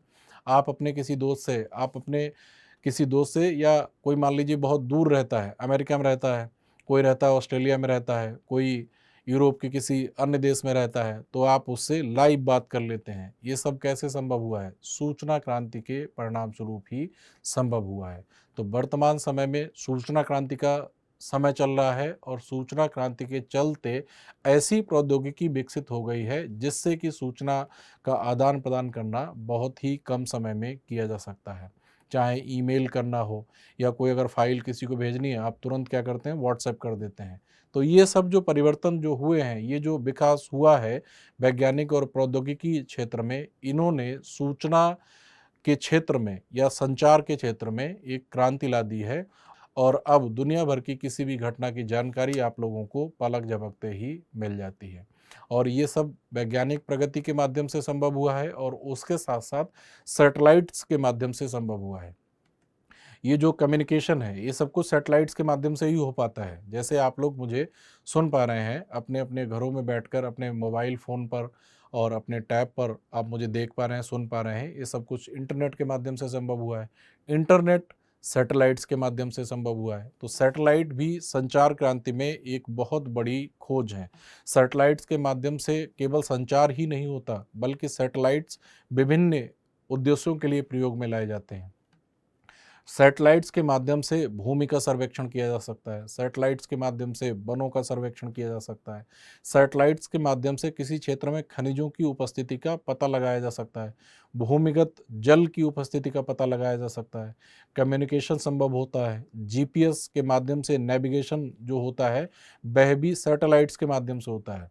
जैसे आपको अपने घर से किसी जगह जाना है जहां आप पहले कभी नहीं गए हुए हैं, तो आप क्या करते हैं, फ़ोन ओपन करते हैं, गूगल मैप्स ओपन करते हैं और जो डेस्टिनेशन है वह डेस्टिनेशन या लोकेशन आप लोग डालते हैं।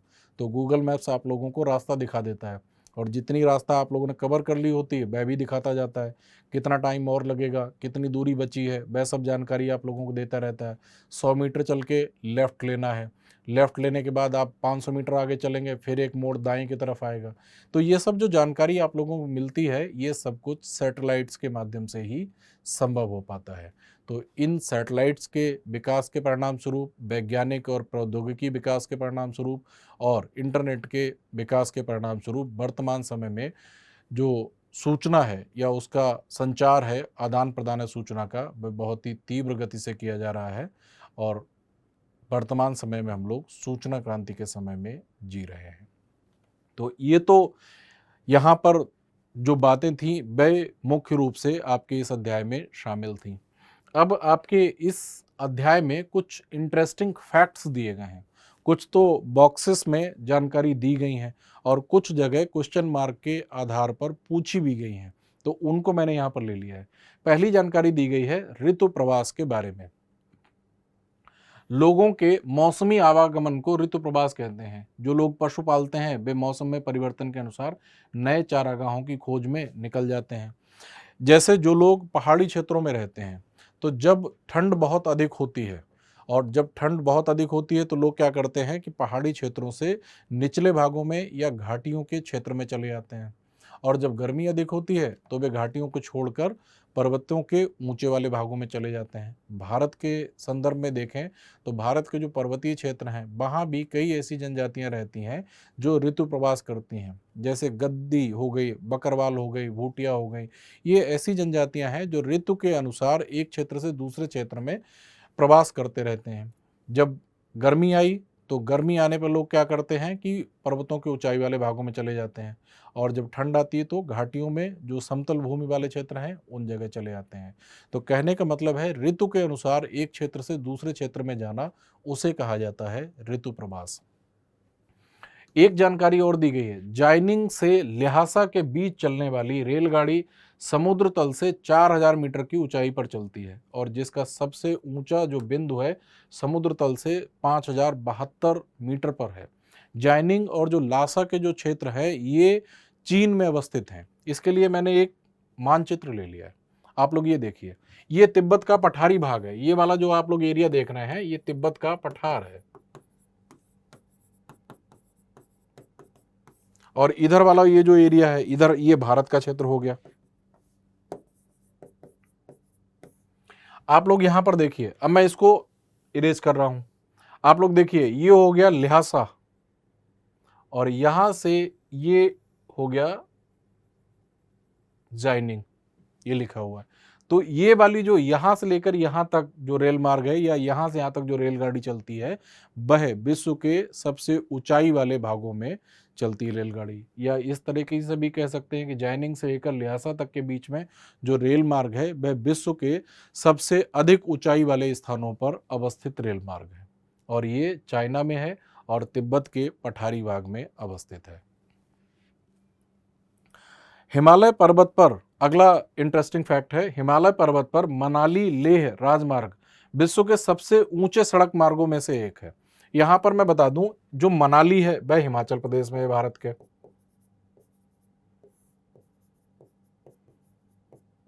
और जो लेह है वह वर्तमान समय में लद्दाख के केंद्र शासित प्रदेश में है। तो मनाली से लेकर लेह के बीच में जो हाईवे है वह विश्व के सबसे अधिक ऊंचाई पर अवस्थित राजमार्गों में से एक है। उसके लिए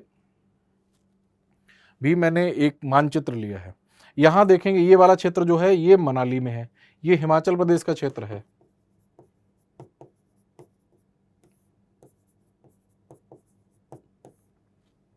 ये जो नीले रंग से एक सड़क जा रही है, ये वाला जो हाईवे है ये है लेह का क्षेत्र, जो कि लद्दाख केंद्र शासित प्रदेश। पहले ये पूरा जो क्षेत्र था वह जम्मू कश्मीर राज्य के अंतर्गत आता था, लेकिन 5 अक्टूबर 2019 को भारत सरकार ने जम्मू कश्मीर से राज्य का दर्जा समाप्त कर दिया और जम्मू कश्मीर राज्य को 2 केंद्र शासित प्रदेशों में विभाजित कर दिया। इधर का जो पश्चिमी भाग है इसका, उसे जम्मू कश्मीर केंद्र शासित प्रदेश बना दिया और इधर वाला लद्दाख केंद्र शासित प्रदेश बना दिया। लो लद्दाख में ही ये लेह स्थान है। यहाँ लेह से लेकर इस मनाली तक के बीच की ये जो सड़क है ये हिमालय के पर्वतीय क्षेत्रों में अवस्थित है। तो ये विश्व के सबसे अधिक ऊंचाई वाले सड़क मार्गों में से एक है, क्योंकि ये हिमालय के पर्वतीय क्षेत्रों में अवस्थित है। इस वजह से ये सबसे अधिक ऊंचाई वाले क्षेत्रों में से एक है।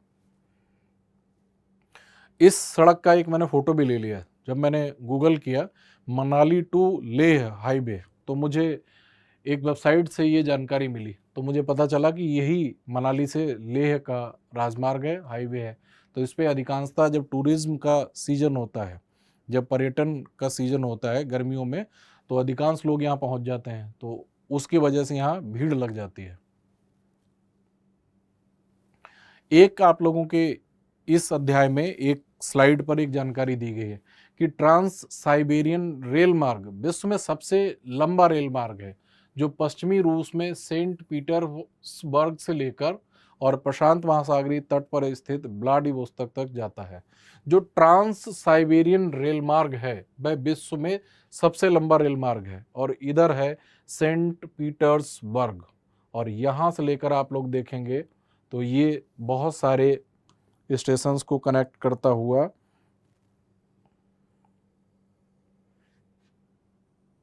और यहाँ अवस्थित है। ये प्रशांत महासागर का क्षेत्र है, ये रूस का क्षेत्र हो गया, लिखा हुआ भी है रूस। तो सेंट पीटर्सबर्ग से लेकर और ये व्लादिवोस्तोक तक जाता है। इसमें पढ़ने के साथ साथ आप लोग ये याद कर लीजिएगा कि इस ट्रांस साइबेरियन रेल मार्ग पर अवस्थित मुख्य जो स्टेशन हैं वो कौन कौन से हैं या मुख्य शहर कौन कौन से हैं। तो ये जो जानकारी यहाँ दी गई है, Saint Petersburg, Moscow, Kazan, Yekaterinburg, Tyumen, Omsk, इस तरीके की जितनी भी जानकारी दी गई है इनको आप याद कर लीजिएगा, क्योंकि एक बार आईएएस की परीक्षा में ये प्रश्न भी पूछा गया था कि निम्नलिखित में से कौन सा स्थान है जो ट्रांस साइबेरियन रेल मार्ग पर अवस्थित नहीं है। तो हो सकता है कि किसी प्रीलिम्स में आपसे ये क्वेश्चन फिर से पूछ लिया जाए। तो ये जो स्टेशंस के जो नाम दिए गए हैं ये मुख्य मुख्य शहरों के नाम हैं, या इस तरीके से कह सकते हैं कि मुख्य शहरों के जो स्टेशन है उनके नाम दिए गए हैं, तो इनको आप लोग याद कर लीजिएगा। एक आप लोगों के बुक में क्वेश्चन के रूप में पूछा गया है कि जो बर्फ के मकान होते हैं वो किन के द्वारा बनाए जाते हैं और किस क्षेत्र में बनाए जाते हैं। जो उत्तरी गोलार्ध के जो ध्रुवीय क्षेत्र हैं, जहां अभी हम लोग पढ़ रहे थे कि टुंड्रा प्रकार की वनस्पति पाई जाती है, वहां पर एस्किमो जनजाति रहती है। मैं लिख दे रहा हूं, एस्किमो।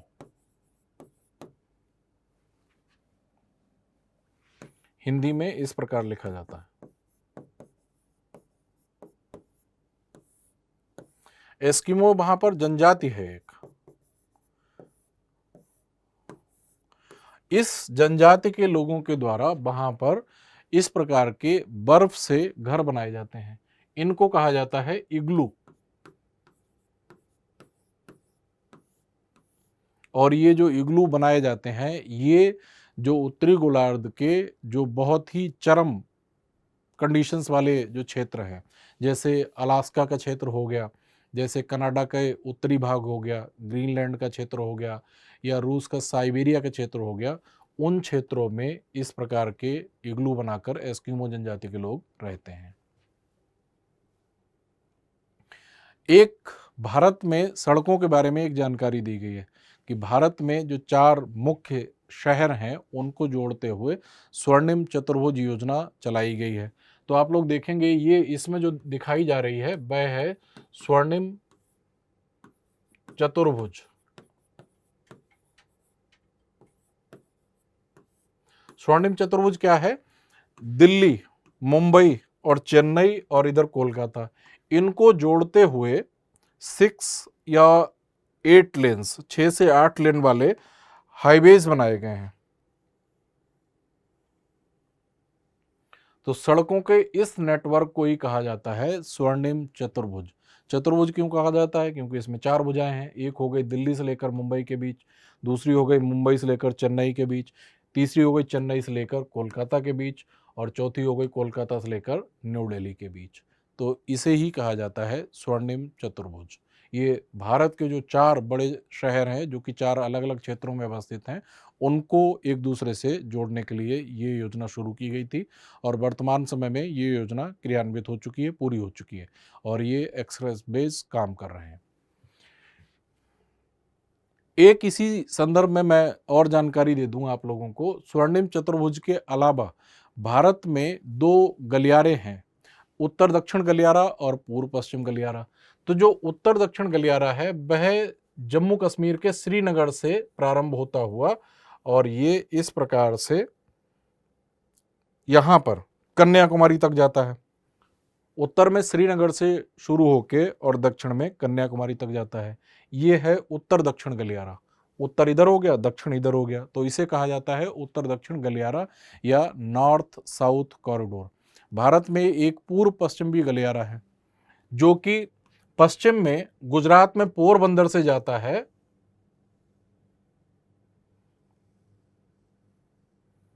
असम के सिलचर तक। यहां पर सिलचर हो गया असम में, और यहां गुजरात में हो गया पोरबंदर।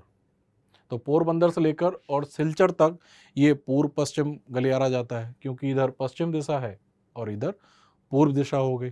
तो ये भारत के 2 बड़े गलियारे भी हैं। हालांकि इनके बारे में हम लोग आगे की क्लासेस में और ज़्यादा डिटेल में पढ़ेंगे। बस बॉक्स में छोटी सी जानकारी दी गई थी, इसलिए मैंने ये मैप भी ले लिया। यहीं पर एक छोटी सी जानकारी और दे दूं कि ये जो उत्तर दक्षिण और पूर्व पश्चिम जो गलियारे हैं वे यहाँ झांसी के स्थान है। झांसी है यहाँ पर। झांसी में एक दूसरे को काटते हैं या एक दूसरे से मिलते हैं। एक बार ये उत्तर प्रदेश की पीसीएस की परीक्षा में ये प्रश्न भी पूछा गया था कि भारत में जो उत्तर दक्षिण और पूर्व पश्चिम गलियारे हैं वे एक दूसरे को किस स्थान पर काटते हैं? झांसी में काटते हैं एक दूसरे से। और थैंक यू। तो आज की क्लास में इतना ही। अब हम लोग अगली क्लास में मिलेंगे। धन्यवाद। नमस्कार।